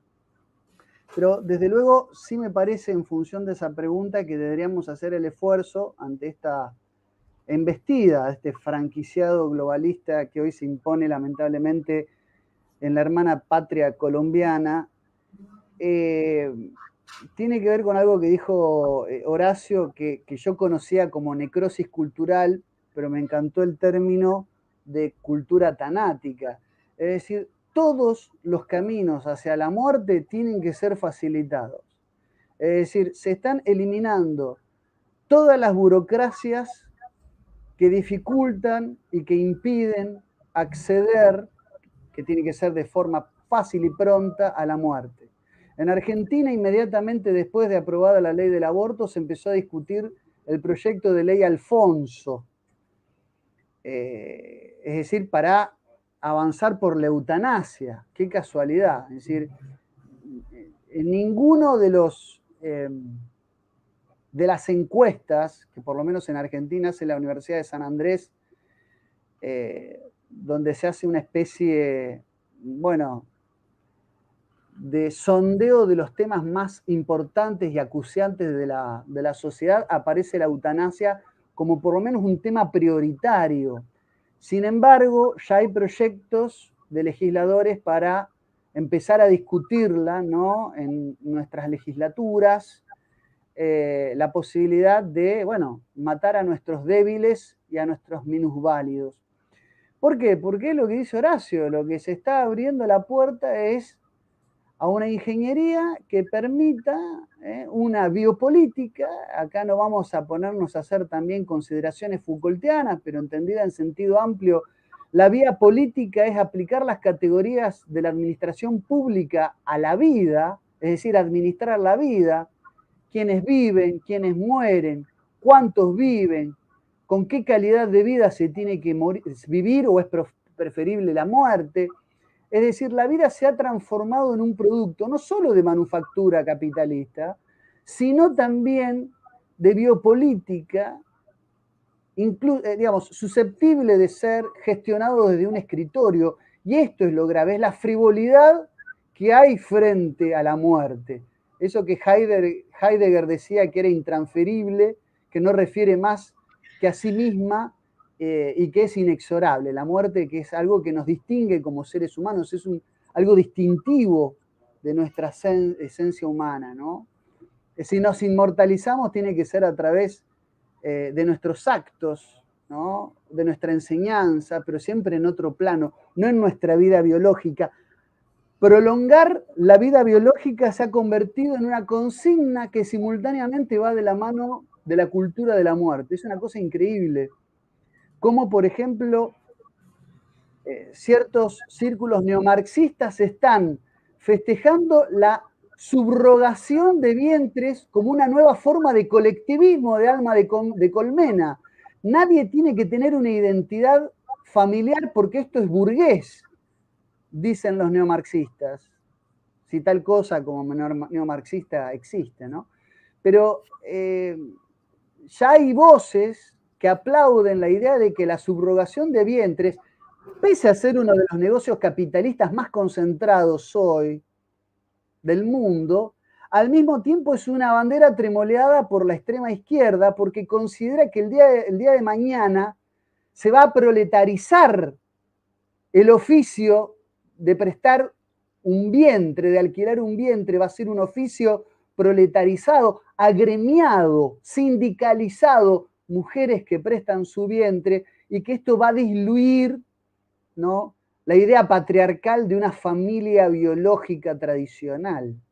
Fíjense cómo convive una idea de extrema izquierda colectivista con un negocio millonario para unos pocos, que ustedes ya mencionaron, que van desde la Planned Parenthood a un George Soros y compañía, y que baja en los distintos países con distintas fundaciones, Casa Fusa, Fundación Huésped en Argentina, o las distintas instituciones que muy bien Santiago mencionaba, que participan, que son los brazos ejecutores en Colombia.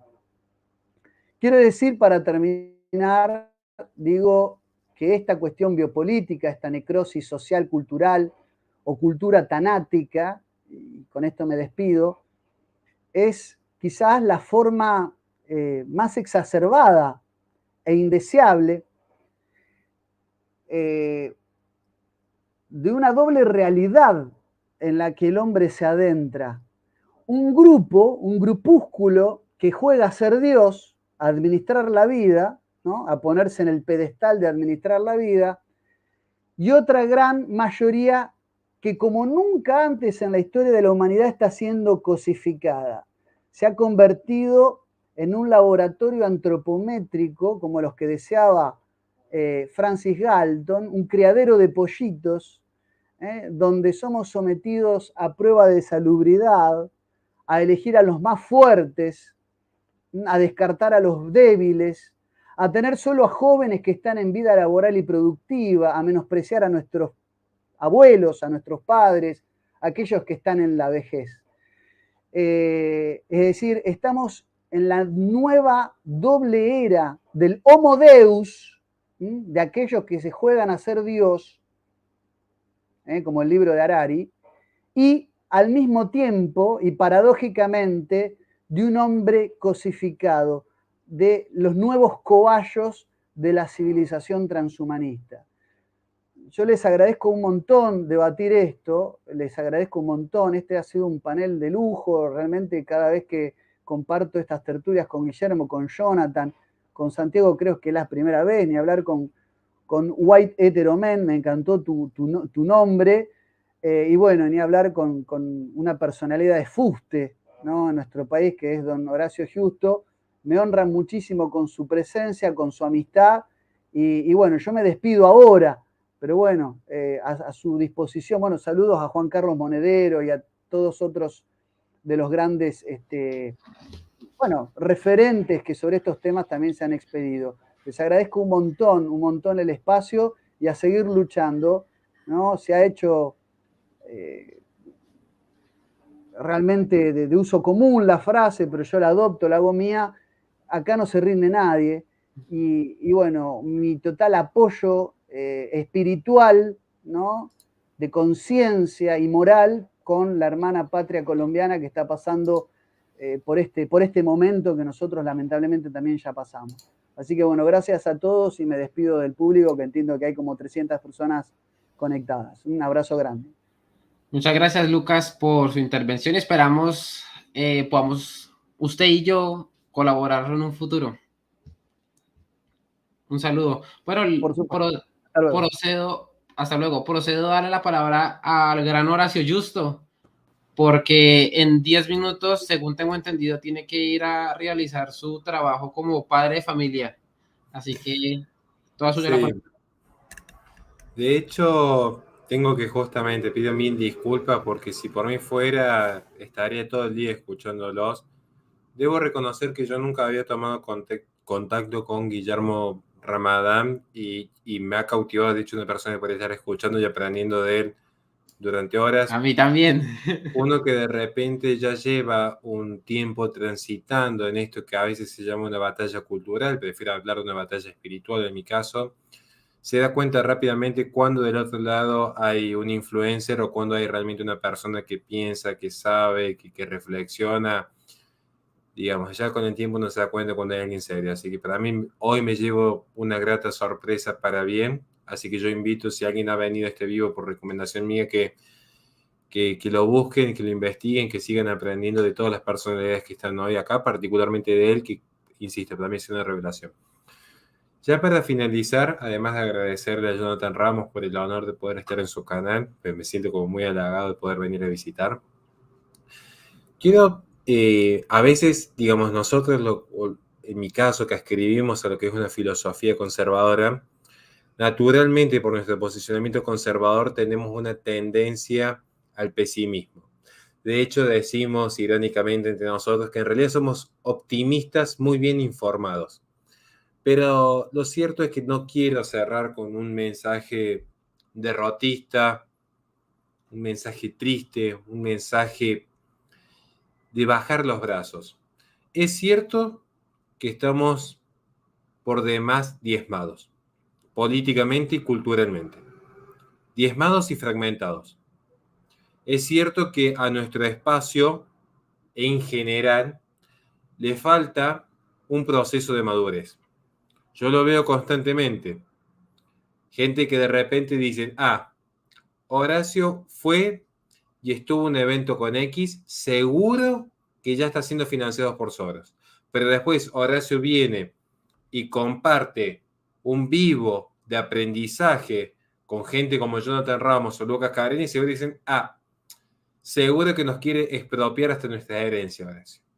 Sacan algunas conclusiones que ni siquiera los propios intervinientes han sostenido.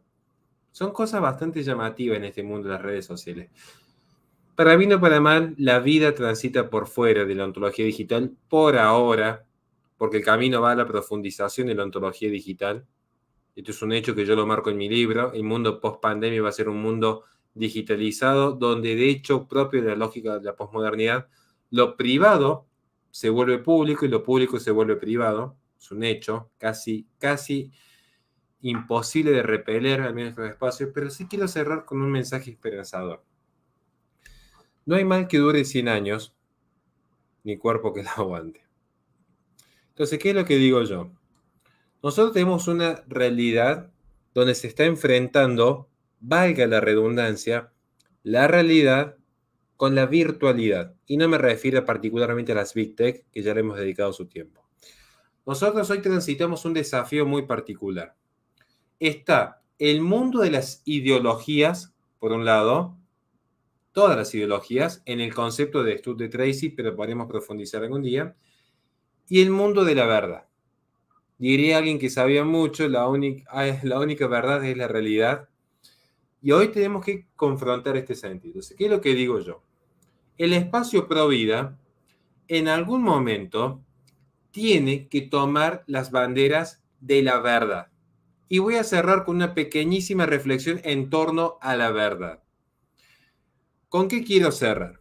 Hoy parece que nosotros nos vemos apabullados porque se ha legalizado en una nación hermana, que dicho sea de paso, estoy muy agradecido porque la última gira que tuve, la tuve en Colombia, tengo muchísimas ganas de volver porque nunca me sentí tan bien aceptado, tan bien recibido en una nación. Realmente, gente muy cálida, la de Colombia, gente muy cálida. Nosotros nos vemos de repente apabullados, pero déjenme de preguntarle algo a nuestros hermanos colombianos, que tenemos dos aquí, dos grandes amigos, además de referentes. ¿Cuántas mujeres conocen ustedes que hayan abortado? ¿Y cuántas mujeres conocen ustedes que llegan a los 40, 45 años atomizadas porque han priorizado su carrera, han priorizado su dinero, sus viajes, su pertenecer al mundo, para que lo podamos entender en esos términos? Cada uno es libre de elegir. Yo en eso no lo voy a discutir. Ahora, para uno elegir, para que exista más libertad, tiene que haber más conocimiento de la verdad. No se puede amar lo que no se conoce. Y lo que hace el sistema, además de legalizar ciertas prácticas, es obnubilar a la persona. Le hacen creer que solo la vida atomizada es la vida que merece ser vivida. Y uno no puede amar la vida en familia si no conoce la propia noción de familia. Si de repente se dice que así como cualquier persona puede ser hombre, mujer, perro, gato, de acuerdo a su autopercepción, cualquier noción puede ser familia. Volvemos a Guillermo de Ockham. Volvemos a la raíz de muchos de estos problemas. Entonces, ¿con qué me quiero ir yo? Con un mensaje esperanzador. Si queremos rescatar la cultura de la vida, si queremos recrear la cultura de la vida, tanto nosotros como las nuevas generaciones tienen que conocer esta cultura de vida. Y para eso les digo, ¿cómo hacemos para que conozcan una cultura de vida? Para que amen, para que conozcan y puedan amar eso que están conociendo. Bueno, aquí está el gran desafío. ¿Por qué digo esto? Voy a invertir ahora la carga. Supongamos que Jonathan Ramos y yo, que tenemos muchos puntos de acuerdo, tenemos ciertas diferencias que son sanas dentro del espacio, los debates son sanos, son prolijos, permiten elevar la mente, no venimos a adoctrinar, venimos a generar espíritu crítico. Pero vamos a coincidir hay un punto en el que sí o sí vamos a coincidir, además de la causa pro vida. Ambos queremos un proyecto de nación sano y próspero para nuestra querida Argentina. Ambos sentimos un profundo amor por nuestra patria. Estoy hablando de Jonathan, que lo conozco fuera del ámbito de las redes. En este proyecto, nosotros vamos a decir, bueno, si queremos generar riquezas en la nación, sabemos que es importante respetar la propiedad privada. Mínimamente no vamos a fomentar el robo, mínimo. Ahora, ¿alcanza para generar riquezas en una nación oponerse al robo seguro, legal y gratuito? Es razón necesaria, pero no suficiente. ¿Qué estamos haciendo como espacio pro vida? Nos hemos dedicado los últimos 20 años a oponernos al robo seguro, legal y gratuito. ¿En qué momento hemos empezado a proponer vamos a fomentar una cultura de vida?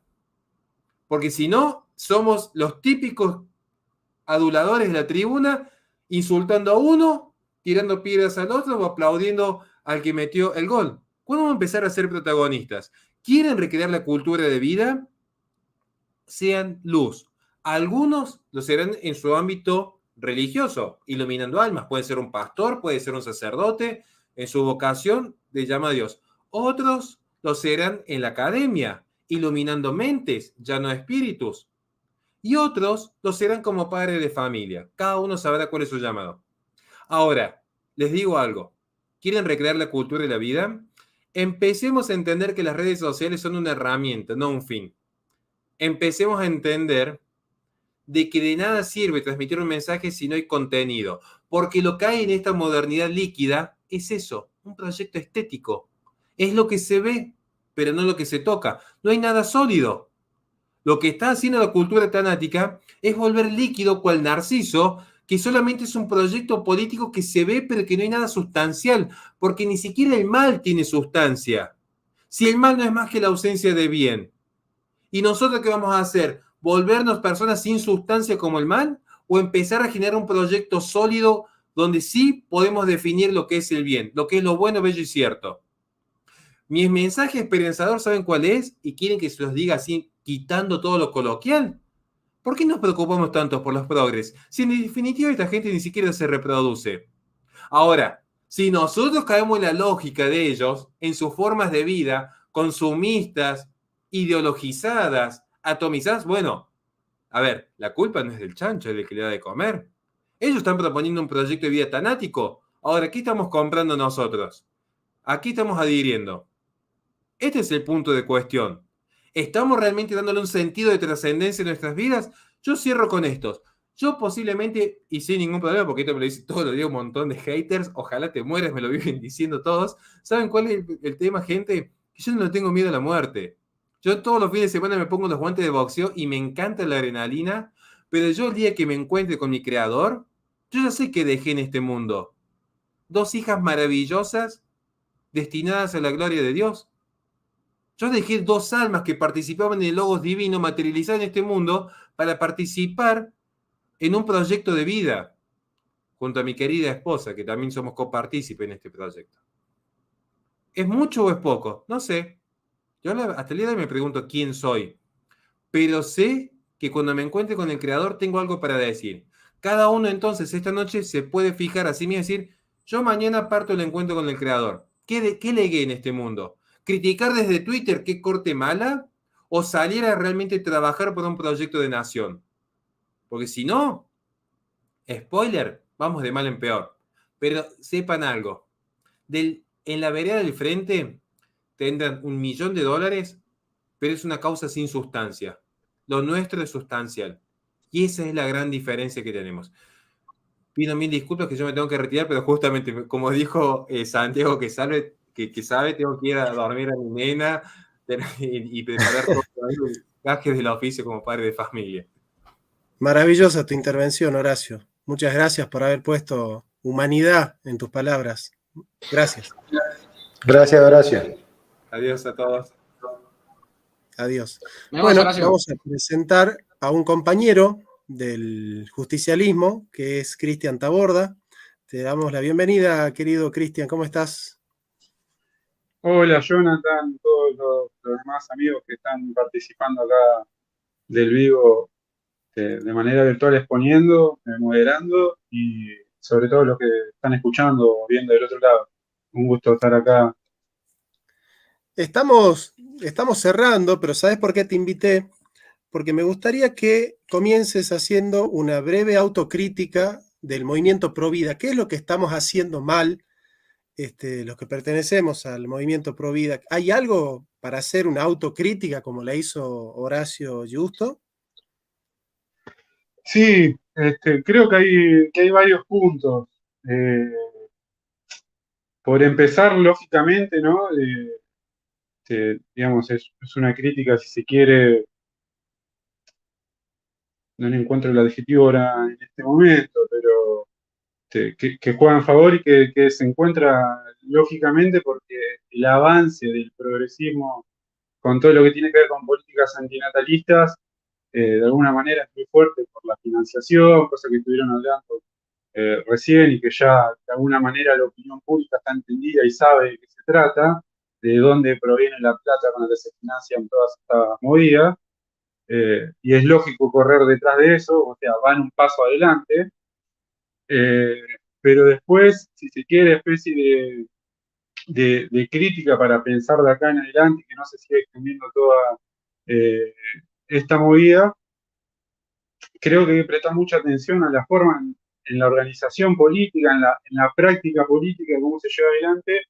También la cuestión discursiva, recién me pareció importante, creo que hablaba Lucas, si mal no me equivoco, cómo encarar este asunto de una visión no moral, o si se quiere, sin incurrir en argumentos eh, religiosos, filosóficos o metafísicos, que es algo que comúnmente pasa porque el progresismo lógicamente lo lleva para ese terreno de una supuesta ciencia, donde ya está demostrado también que varios han dado sus fundamentos científicos, explicaciones, bioéticas, etcétera, pero que bueno, donde de alguna manera ganan terreno, eh, y creo que no se plantea de una posición quizás más de lo que venimos del palo del soberanismo, el patriotismo, el nacionalismo, y el justicialismo, que es la cuestión geopolítica, ¿no?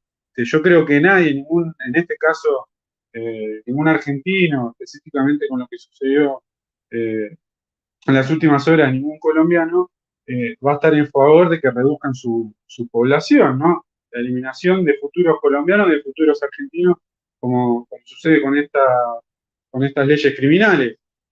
La población a nivel de la geopolítica es el principal recurso que tiene justamente una nación. Si una población disminuye a sus ciudadanos, justamente lo que va a facilitar son intereses extranjeros. Y esto está plasmado, ya se habló bastante también en el informe Kissinger, ¿no? Que justamente una de las necesidades y que afecta a los intereses, a la seguridad nacional, los intereses de ultramar, va a decir Kissinger, de Estados Unidos, justamente son los recursos naturales que son escasos, ¿no? Hay un Claro. montón de recursos naturales son escasos. Si un Cristian, pueblo se desarrolla, si un pueblo aumenta su población, esa población va a consumir esos recursos que justamente son escasos y sí, sí, necesita, en este caso, Estados Unidos. Eso en el aspecto geopolítico. Después creo que en la materia de la praxis política hay varios puntos que son la comunicación. Creo que en la cuestión argumentativa está bastante bien eh, demostrado, como mencionaba recién, que ese punto está sí, cubierto. Cristian, Te escucho, eh, John. no, quería despedir a Santiago Giraldo, que se despedía, porque tiene que hacer cosas, pero bueno, ya se despidió, así que bueno, le mandamos un saludo grande a Santiago. Sí, ahora sí, continúa Cristian, perdón, era simplemente para despedir a Santiago. No, está bien. Eh, Decía que me parece que el déficit está en la cuestión de la práctica política y en el intento de alguna manera de golpear de forma unida, ¿no es cierto? Hay muchos, lo estaba mencionando también recién Horacio antes de irse, de estas divisiones por cuestiones mínimas, cuando por ahí es más lo que se tiene en común, sobre todo en este tema cuando se trata de la defensa de la vida. ¿No? Que porque tal es liberal, que porque tal es nacionalista, que porque tal es conservador, o porque inclusive, no sé, haya izquierda, porque esto es algo también eh, común que suele suceder. Parte de la izquierda clásica, si se quiere, que no comulga con el progresismo, se ve horrorizada y espantada por todas estas políticas que van contra valores, si se quiere ya ni sacarlo de la concepción religiosa, no cristiana, sino humanista, ¿no? Que es la defensa de la vida, y que alejan a muchos sectores sin distinción ideológica eh, de todo este ataque que hace el progresismo a nuestros valores y sobre todo eh, a la vida, a la dignidad humana. Entonces yo creo que ahí está la gran falencia en la práctica política y que bueno, ahora va a haber de alguna manera que buscarle la vuelta en la forma en que se resuelve este, para que no se siga avanzando y volver a poner a la vida, como está establecido en la Constitución argentina, estimo que en la Constitución colombiana también, como un valor fundamental, ¿no? La dignidad humana como algo esencial en el ser humano, y no caer en esta mercantilización que se hace de la vida humana, donde, como mencionaba antes, se hace un producto, ¿no? Donde el cuerpo, el ser humano, la vida humana puede ser desechado, descartada, como si fuese un producto que uno puede comprar en el mercado, ¿no? Y bueno, se realiza en el hombre esta concepción de ser un objeto, ¿no? Que no es un fin en sí mismo, sino un medio para otro fin. Después eso es ya más filosófico y con otros temas, lo podemos ver claramente, si se quiere, con la cuestión de la ideología verde y el ecologicismo, donde se trata de salvar al planeta destruyendo las vidas humanas, ¿no? Lo que importa es salvar al planeta sin importar el costo que tenga sobre los humanos, cuando a través de todas estas políticas se promueve la desindustrialización y la desnatalización, ¿no? Eliminar la vida, eliminar el trabajo en pos de objetivos eh, que no lo consideran al humano como un fin en sí mismo. Claro, así es, sí, sí. Volver al humanismo como base de la política, ¿no? Exactamente. Bueno, White, Heteroman, no sé cómo, cómo llamarte, amigo colombiano, para ir cerrando, 5 minutitos cada uno. ¿Qué hicimos mal? Si es que vos consideras que algo hicimos mal, ¿y qué podemos hacer para remediarlo? Vale, muchas gracias, Jonathan. Lo primero que quiero mencionar es que el nivel de profundidad de esta conversación me parece excelente, o sea, literalmente están yendo a un nivel de profundidad sobre todos estos temas muy alto, muy importante las palabras de Horacio y todo el análisis filosófico que se puede hacer a gran profundidad sobre este tema, porque a veces nos quedamos en la superficie, generalmente se debate estas cuestiones que terminan siendo coyunturales sobre determinada ley se aprobó en tal país, determinado político dijo tal cosa, etcétera, pero al final el fondo del aborto es un tema muchísimo más complejo y yo creo que al final siempre va a terminar yendo hacia algo que mencionaba Horacio, que son, digamos, los modos de vida de las personas. Porque si nosotros nos podemos oponer al aborto en términos legales, quizás hay muchos patrones que estamos reproduciendo que no son muy positivos. O sea, por ejemplo, toda esta cultura de la sexualidad casual, digamos, ¿verdad? Y todo ese tipo de cosas, al final requiere mucha responsabilidad y requiere, digamos, un compromiso individual que ya va hacia el individuo directamente y sus propios comportamientos. Y que incluso muchos de este sector tenemos como que analizarlo de esa manera que es mucho más profunda, que ni siquiera va hacia la lucha política, sino que va a una lucha psicológica, espiritual, individual y de un cambio de valores internos y de incluso ver la vida de una manera distinta. Y es algo bastante complejo y es algo muy profundo. Pero pasando a algo que mencionaba al tema de qué hemos hecho mal, yo lo primero que tengo que señalar es que cada país es distinto y cada país ha hecho las cosas distintas.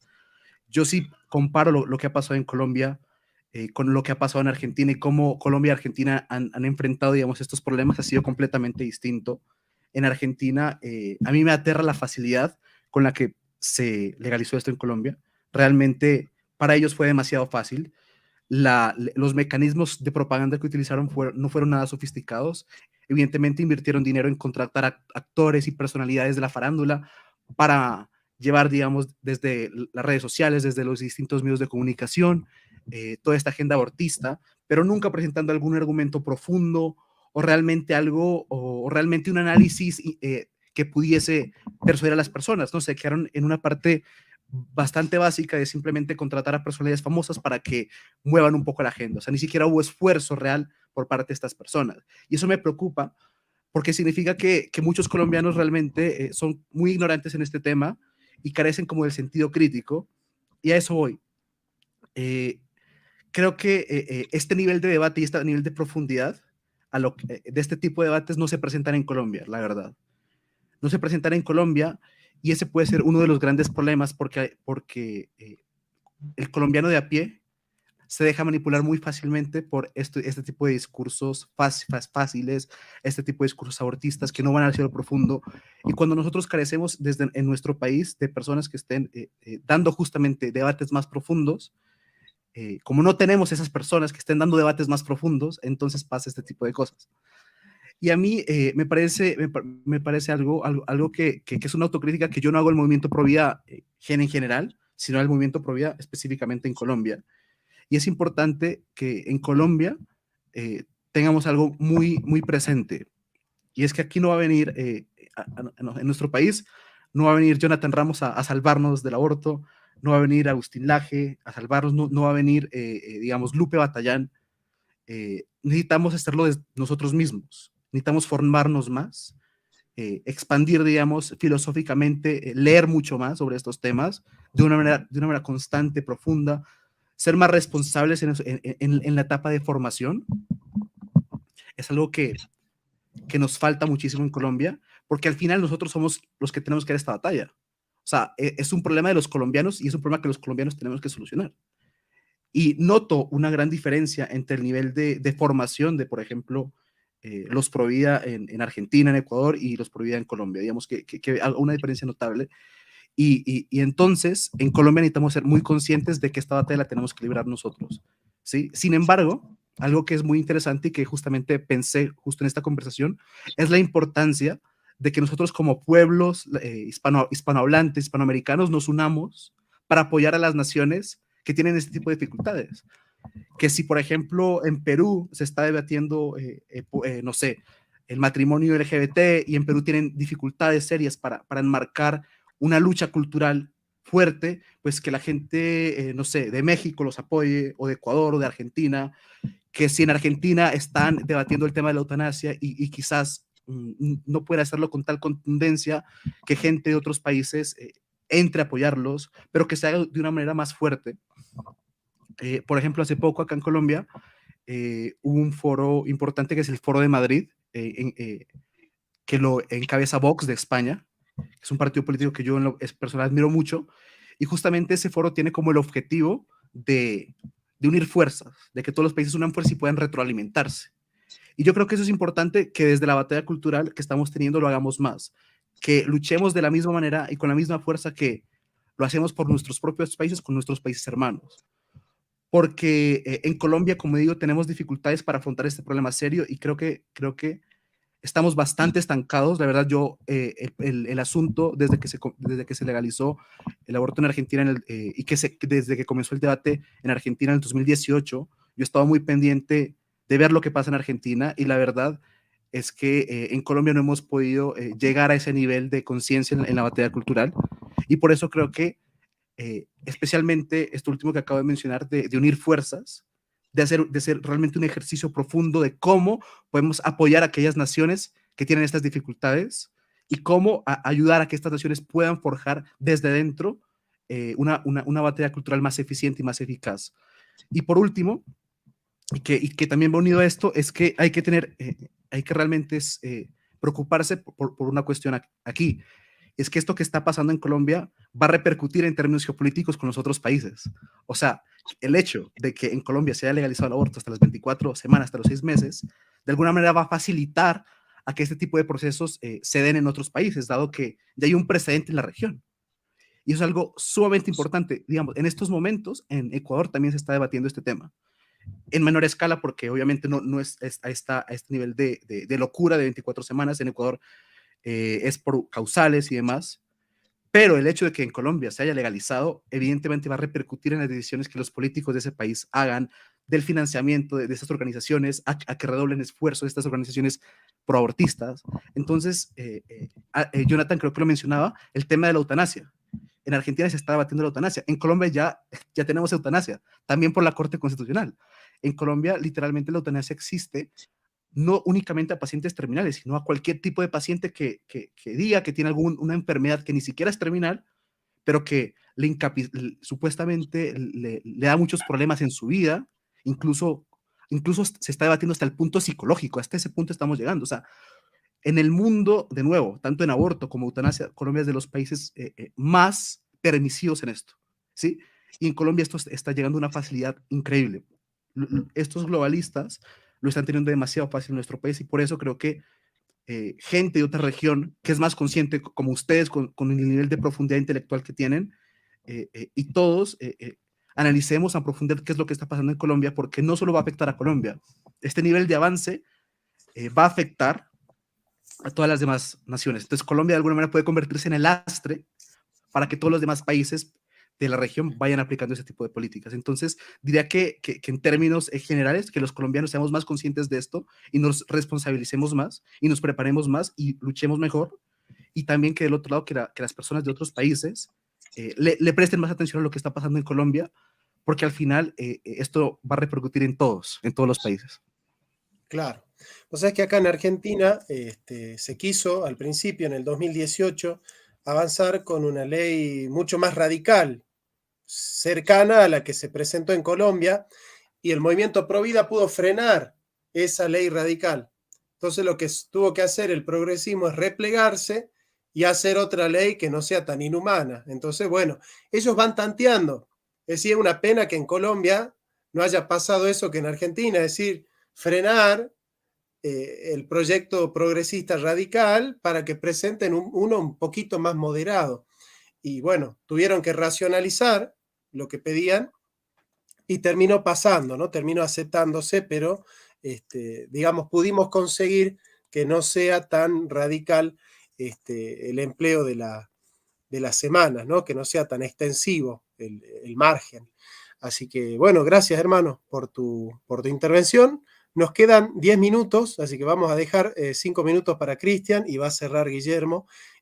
Cristian, el dogmatismo nos impide a los que combatimos al progresismo poder cerrar filas entre los semejantes. No, lo que pasa es que este es un zurdo, no, este es un peronista. ¿Qué tiene que ver Perón con el movimiento Provida? Acá los auténticos Provida somos los liberales conservadores o los nacionalistas, y los nacionalistas se pelean con los patriotas porque ellos son los que tienen la verdadera doctrina, y comenzamos a colar el mosquito. ¿Eso ayuda a la hora de cerrar filas para combatir al progresismo? No, desde ya que no, claramente. Es de sentido común que cualquier división atenta contra una causa justa como cual se lucha en favor de la vida, y se pierden estas unidades que mencionás. Por eso es necesario, ya está bien en claro cuál es el enemigo, que es algo fundamental en la política, divisar con claridad el enemigo y quiénes son sus expresiones. En Colombia ahora, sin duda que lo representa Petro. En Argentina sabemos que hay dos coaliciones que están divididas, pero que actúan como un partido único globalista que captan todas estas agendas, porque el aborto es una política que trajo Macri, las cuestiones de género es una política que trajo Macri, que se profundizaron a través de los préstamos del FMI, que de hecho el padre Pepe ha denunciado la influencia del FMI y del Banco Mundial para, de alguna forma, presionar sobre la cuestión del aborto. Lo profundizó, bueno, sancionó la ley Alberto Fernández, que es hoy quien expresa de alguna manera al peronismo, por más que sabemos todos que Alberto Fernández en Argentina es de izquierda progresista, que nada tiene que ver justamente con la defensa de la vida, la soberanía, la patria y los trabajadores, como en su momento lo ha hecho el peronismo y hoy ha dejado de serlo, convirtiéndose en un partido socialdemócrata más del montón, partido neomarxista, dejando de ser un movimiento nacional. Y todas estas cuestiones, bueno, vienen los choques que mencionaste, que los liberales, que los nacionalistas, que los peronistas, y no se presenta, a esto iba, no se presenta una alternativa concreta, digamos. Se presenta la oposición a el progresismo, que está claro. Ya sabemos que progres no somos. Ahora, ¿cuál es la alternativa constructiva, superadora, a la crítica del progresismo? Es algo que vos estás trabajando, Jonathan, hace tiempo. Presentar algo por la positiva y no por la negativa, ¿no? Un proyecto nacional, una verdadera alternativa nacional y que represente a todos los argentinos y no una facción. Porque si no caemos en la lógica eh, de la democracia liberal, progresista, demoburguesa, de querer representar una parte de la sociedad. Cuando lo que se trata es de representar los intereses nacionales. La defensa de la vida hace a la causa nacional de Argentina, de Colombia. La defensa de la soberanía hace a la causa nacional de Argentina, de Colombia. La defensa de la patria hacia la causa de Argentina, de Colombia. Son causas trascendentes que trascienden al individuo, que trascienden a un partido político y que hacen al todo, que hacen a la comunidad nacional, ¿no? Volver a ese sentido comunitario de unidad nacional y no de división, como se plantea a veces de distintos extremos, sin caer en ese centro bien pensante que queda en la nada entre la izquierda y la derecha, ¿no? Sino con una posición fuerte y clara, pero preservando los valores que han hecho grande a nuestras naciones. Y en esto es más que importante lo que mencionaba recién White, de esa unidad no solo nacional al interior de cada país, de cada patria, sino a nivel regional, sobre todo Hispanoamérica, ¿no es cierto? Esa, de alguna manera, unidad continental para darle el buen combate a una agenda que es global. Yo no caigo en esa teoría de que a los problemas globales hay que darle soluciones globales porque cada pueblo tiene su especificidad, cada nación tiene su historia, sus costumbres, y quizás en algunos aspectos las soluciones sean diferentes, ¿no? Por eso no hay que mirar de la paja del ojo ajeno, pero sí puede haber una colaboración, una cooperación, una alianza táctica desde ya que Hispanoamérica en muchos tiempos se ha dado, de una unidad regional concreta que permita frenar de alguna manera el avance y presentar una propuesta que sea distinta a la angloesfera, al mundo anglosajón, en base a nuestras raíces, nuestra costumbre y nuestro legado hispánico, ¿cierto?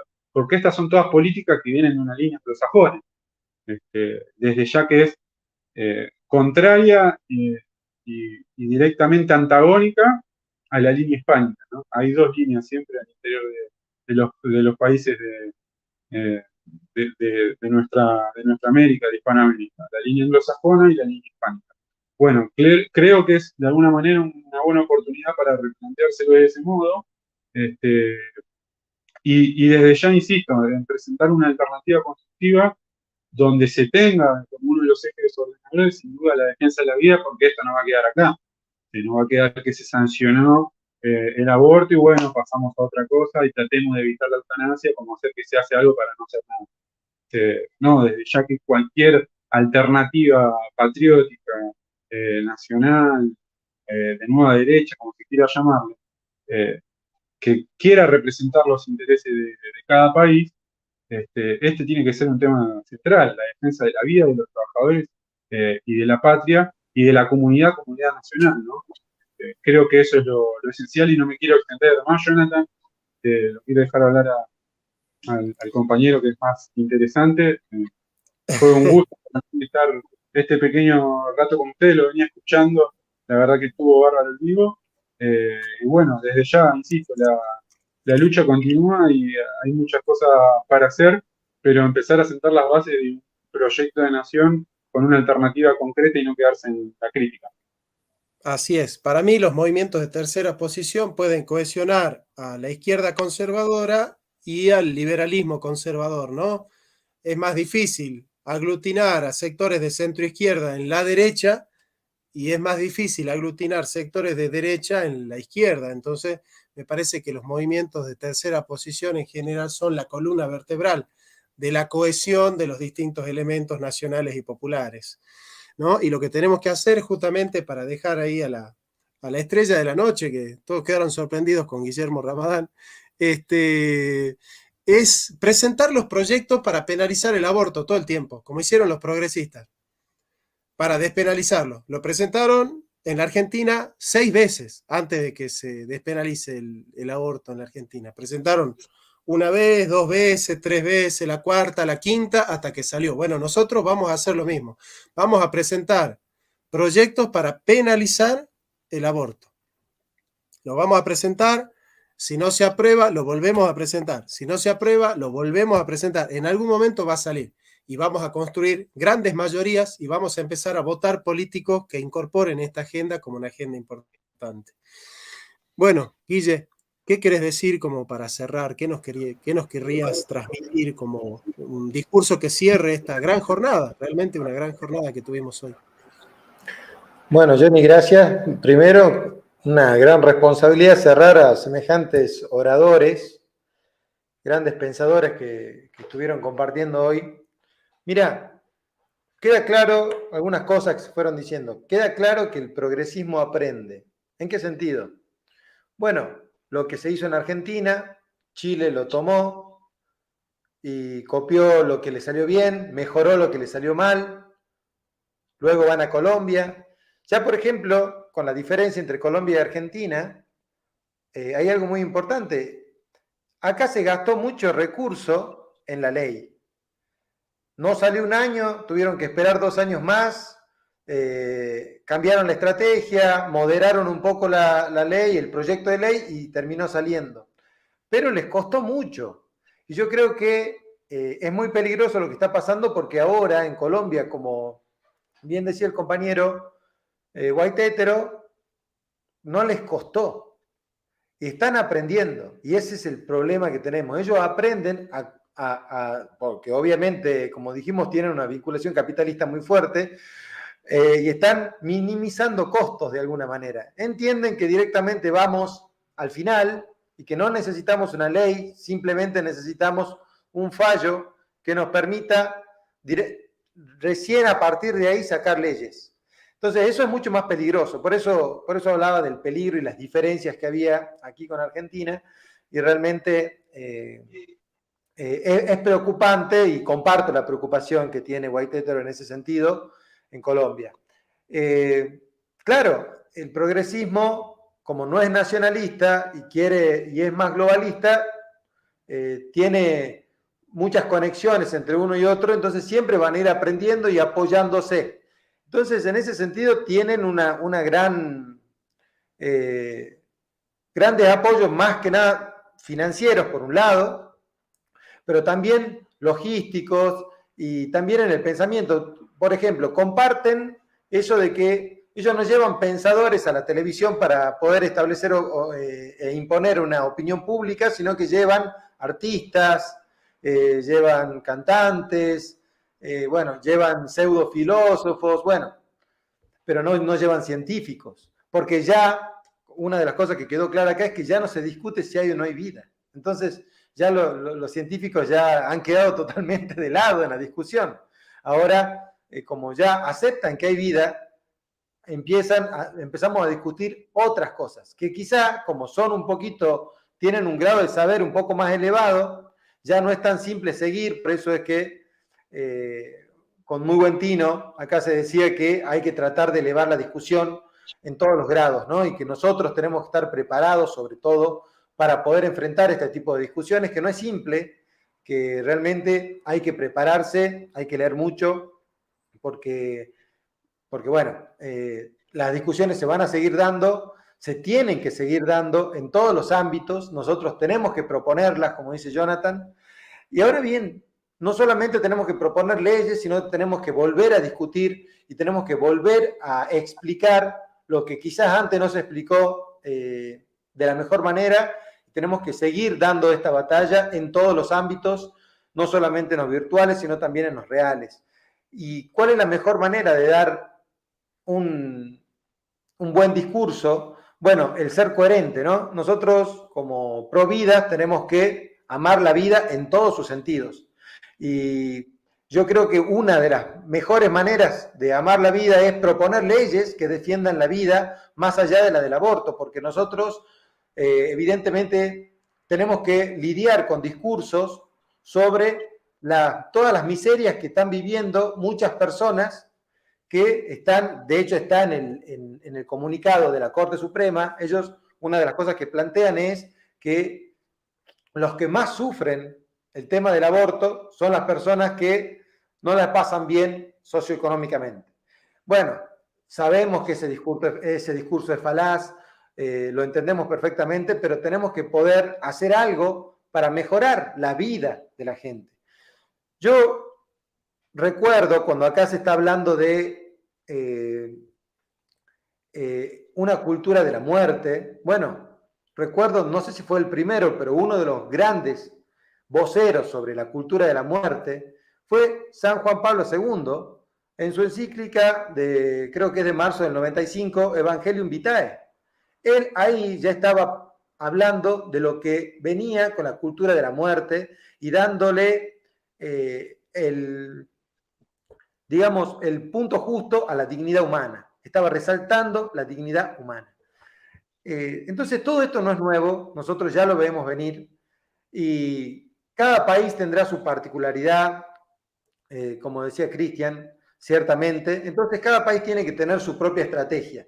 Pero lo que no tenemos que soslayar es que podemos acompañarnos y podemos apoyarnos, porque eso mismo hace el progresismo. Entonces nosotros también tenemos que aunar fuerzas, recordar la patria grande, porque tenemos las mismas raíces, y eso es muy importante. Yo creo que ahí tiene que estar nuestra fortaleza, y volver de alguna manera a integrarnos espiritualmente, porque si no, yo creo que esa es la batalla que estamos perdiendo, sobre todo, ¿no? La batalla espiritual. Así que la verdad que solamente darte las gracias, Jonathan, porque esta jornada ha sido excelente, un gran nivel de todas las partes. Un saludo grande a todos los colombianos que nos puedan ver, y espero que de alguna manera empiecen a surgir ideas para revertir estas situaciones, si bien seguramente no inmediatamente, tener estrategia y luego poder aplicar táctica para poder lograr el bien, que es lo que todos queremos. Ahora, pienso, ¿no? Disculpa que intervenga en la magistral cierre que hiciste. Uh-huh. La enemistad religiosa, la división dentro del cristianismo, rompe la unidad espiritual de Hispanoamérica. Quiere decir que el ecumenismo tiene una misión central, como aquel elemento espiritual que puede cohesionarnos en aquello que tenemos en común para fortalecernos espiritualmente, que es muy importante estar fortalecidos espiritualmente, ¿no? Así que advertimos con peligro ciertos discursos fanáticos y antiecuménicos que fragmentan a la familia cristiana, y esa fragmentación de la familia cristiana tiene como un solo resultado el debilitamiento del cristianismo en Hispanoamérica, con el sucesivo fortalecimiento de los enemigos, ¿no? De la fe. Así que transmitir ese valor, el valor de la hermandad dentro del cristianismo, es fundamental para cohesionarnos y estar todos juntos luchando contra aquellos verdaderos enemigos del cristianismo, que no es ni Lutero, ni Calvino, ni Zwinglio, ni Wesley, sino aquellos que quieren proscribir el cristianismo para siempre. Así que muchas gracias, querido amigo colombiano. Gracias, Cristian. Gracias, Guille. Gracias a todos ustedes. Un fuerte abrazo y nos vemos en la próxima.